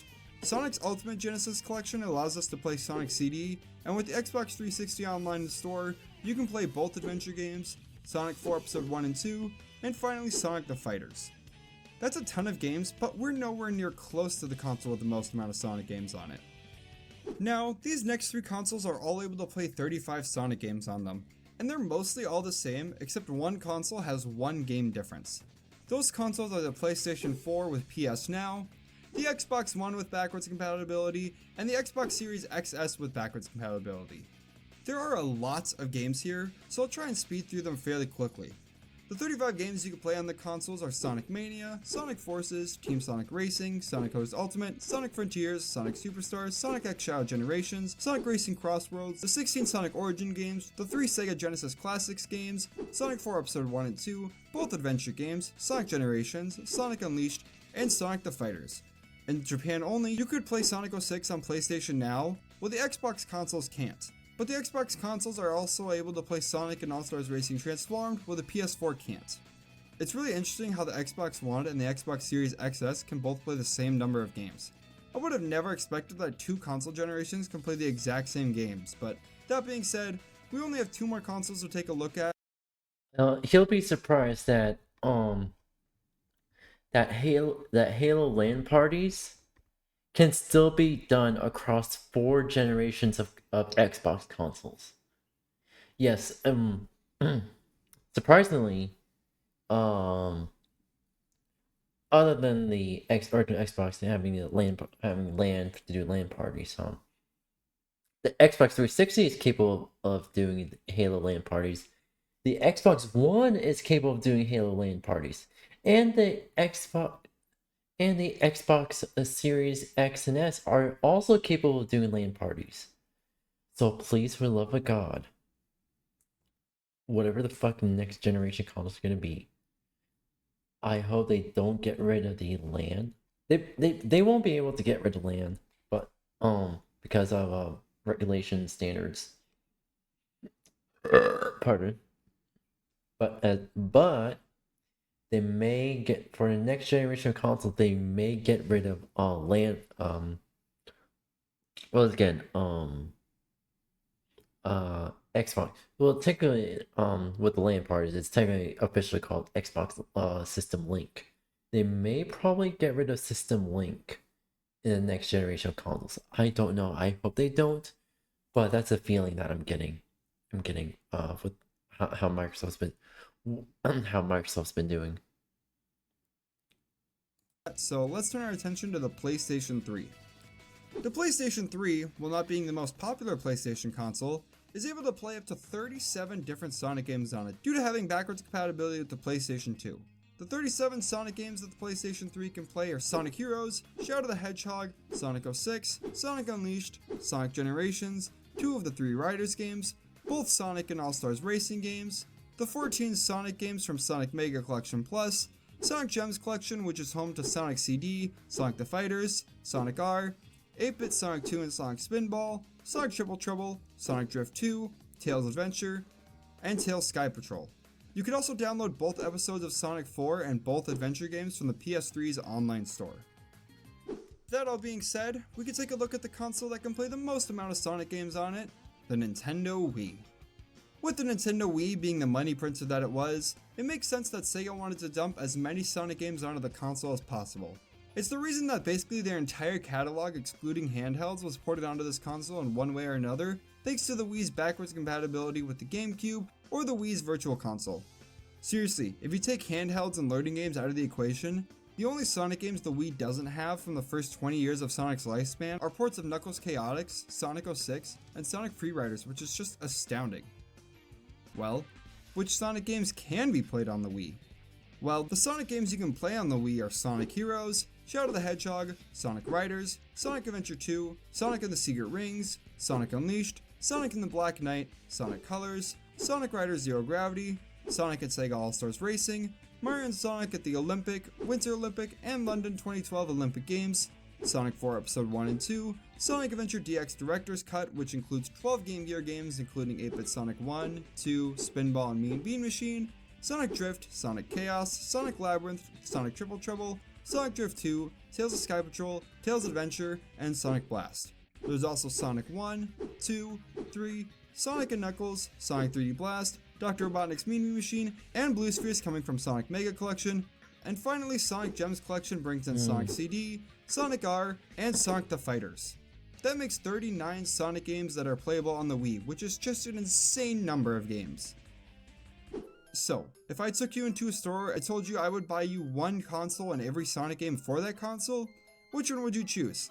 Personally speaking, I would probably take an Xbox One or the Wii, because while the Wii does have a lot of games, it's really just a lot of filler games where the Xbox One has a lot more of the mainline games on it than the Wii does. Anyways, that's gonna do it for today's I'll probably video. do the Xbox. Thank you all so much for watching, and if you watched this far, then I think you liked the video. Yep, I did like the video. Pretty good.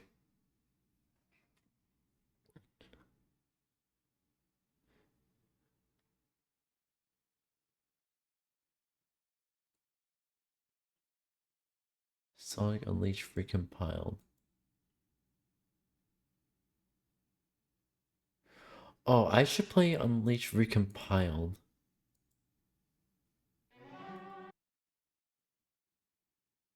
One day. I should get Unleashed recompiled for a future stream. I should be doing that, really.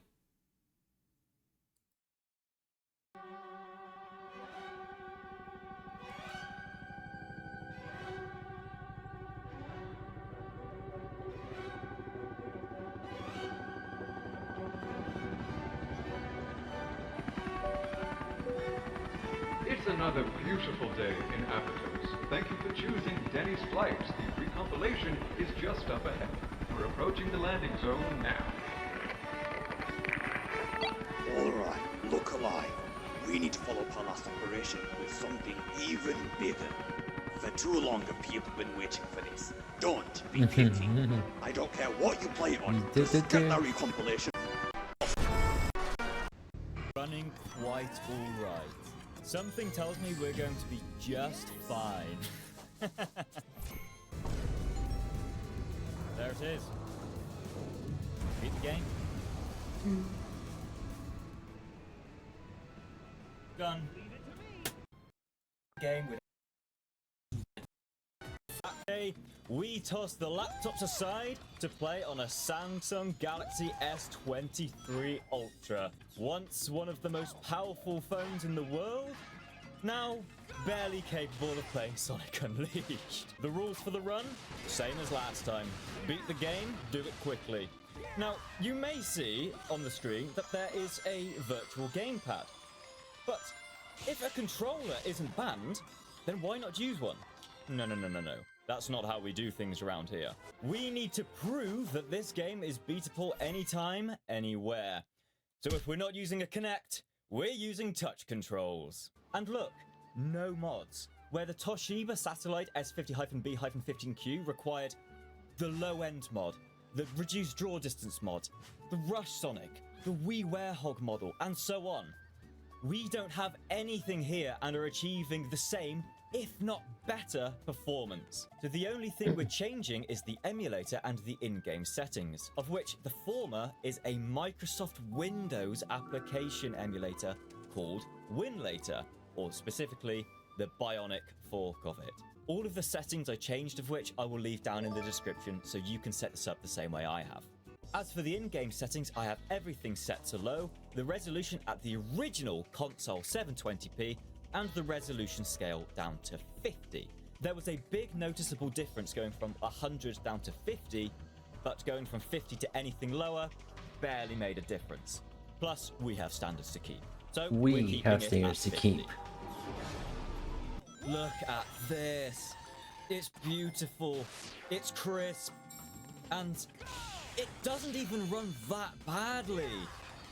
And unlike Xenia, all the ground is in the ground, the buildings are in the buildings, there's no visual hiccups whatsoever. The only downside is the performance obviously still isn't great. But you know how it is. We're used to that.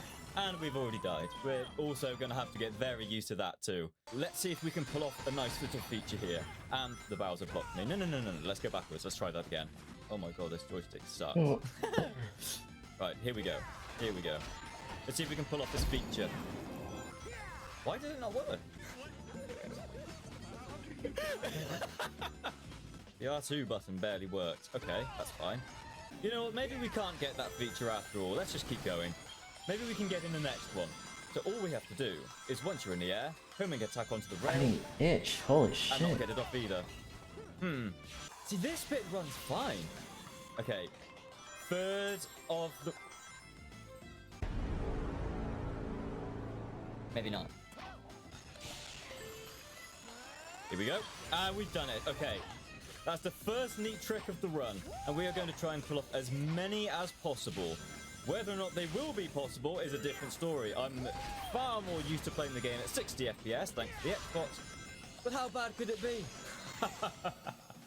Right, first QTE. So RBYA. Nice. I feel like these are going to cause us a wee bit of trouble during this run, to be honest. A wee bit of trouble. It may be easy to do QTEs once you have the muscle memory of using an Xbox controller, and we just missed another sun medal. Not good. But using a virtual touchpad? A little bit different. It doesn't help that this, the drift button hardly worked, but that is Windmill Isle Act 2, coming in at 4 minutes 13. Oh. Thus, the playthrough of Sonic Unleashed on my smartphone had begun. A promising start we certainly had.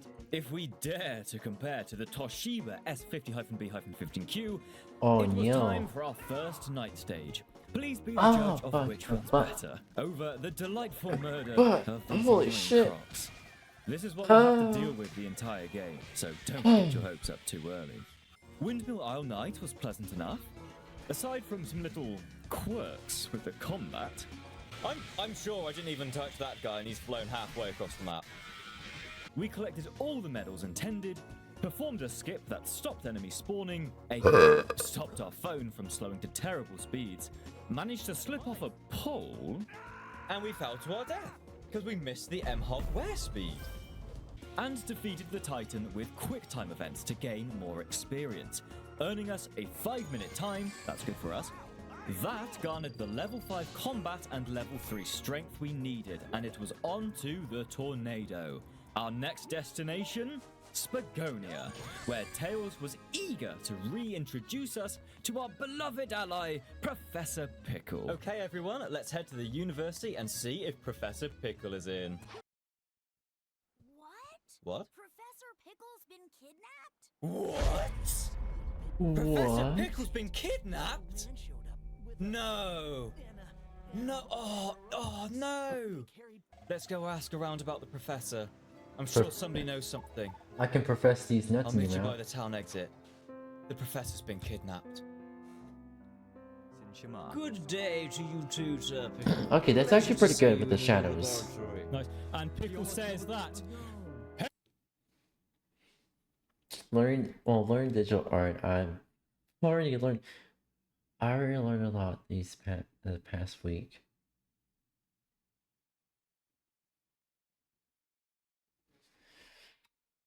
No, fuck it. This entire thing is a fucking shadow. There we go, thank you. Fucking shadow. It's a fucking shadow.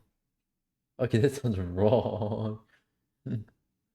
That sounds wrong. It's raw and it's wrong. Sorry. Anywho. Hereford are in the lead! What wonderful news! Thank you, Pickle. Tails, tell me you're lying. Tell me you're lying, Tails. Oh no, the unoptimal pickle drift. That means Pickle drift. Oh Jesus! Please don't do this to me. Because I had a strat, and that strat was called the exploding pickle, and it was so optimal for me. The exploding pickle. Look how graceful pickle is. The exploding pickle. Look how graceful he is. Oh, isn't he? I know, right?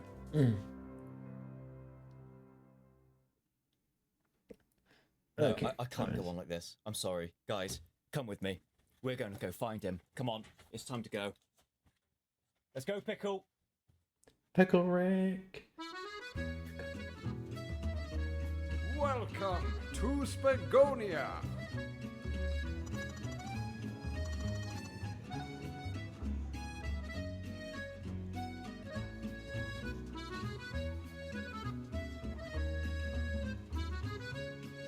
What's shadow supposed to be like? The Gaia manuscripts.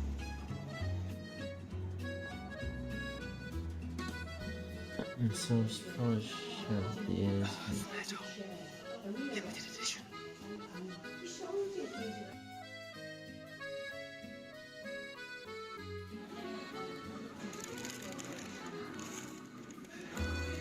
No pickle. I can't find him anywhere. But only one place I can think to turn to next. Mm-hmm.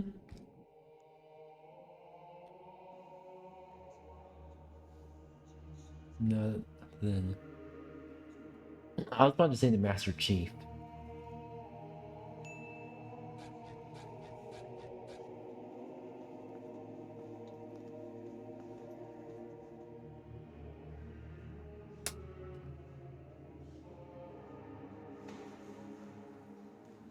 He's not here either. Not even God can save Pickle now. Pickle Rick.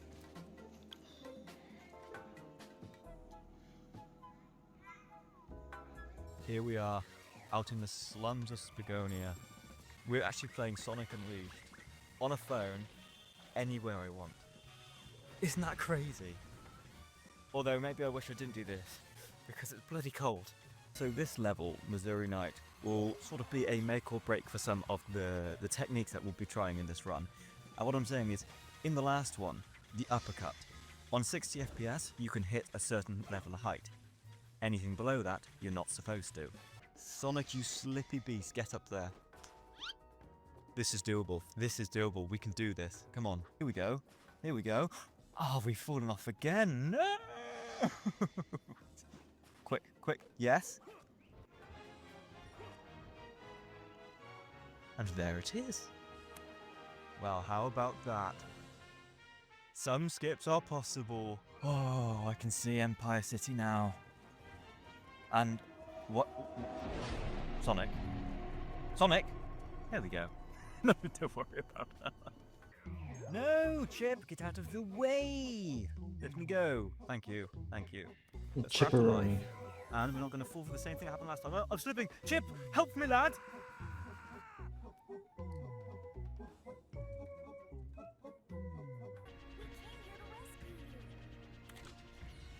There we go. Pickle secured. We're getting out of here.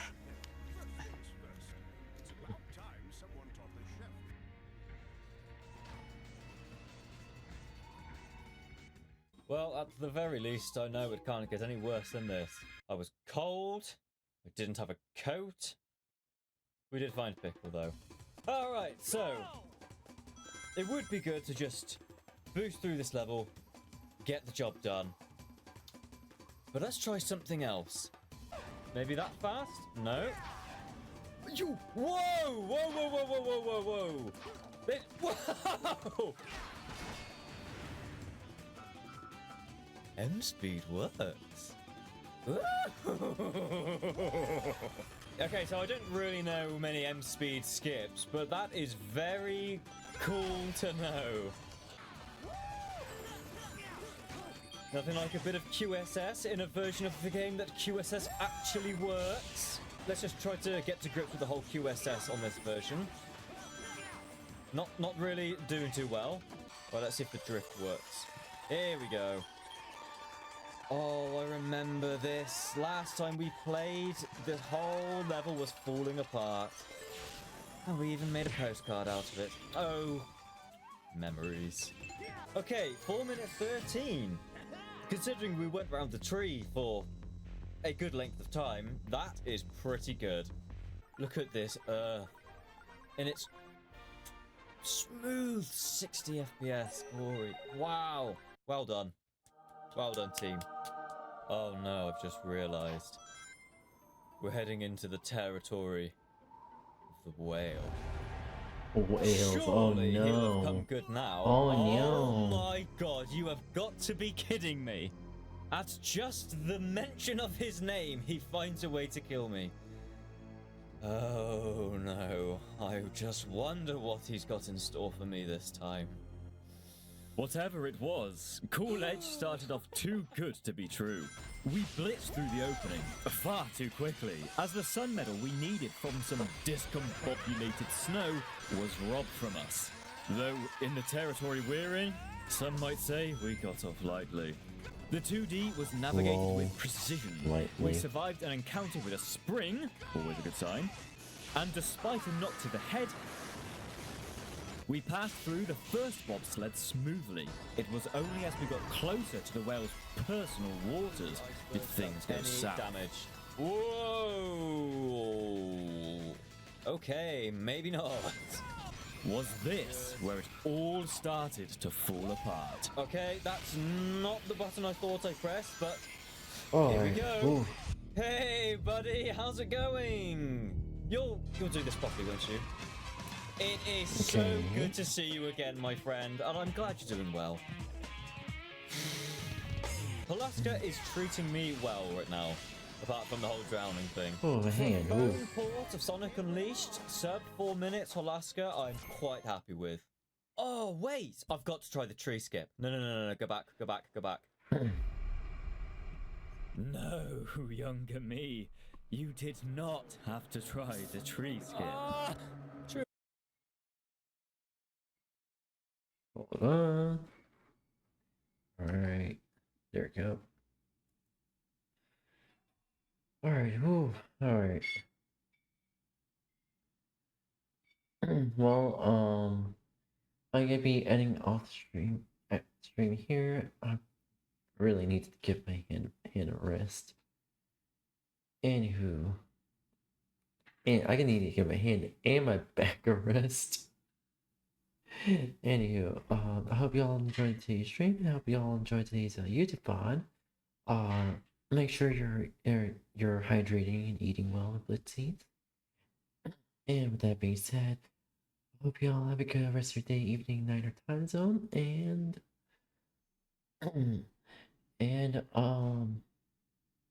make sure you make time. Make time for yourself as well. Life isn't just all fun games or hustling. Well, life isn't all. Life should have a little bit of fun and games in it. Life shouldn't be all about hustling, even though I'm not really doing me any favors. Not really that I have a choice. Anyways, that being said, I gotta go now. So, bye bye, matinee.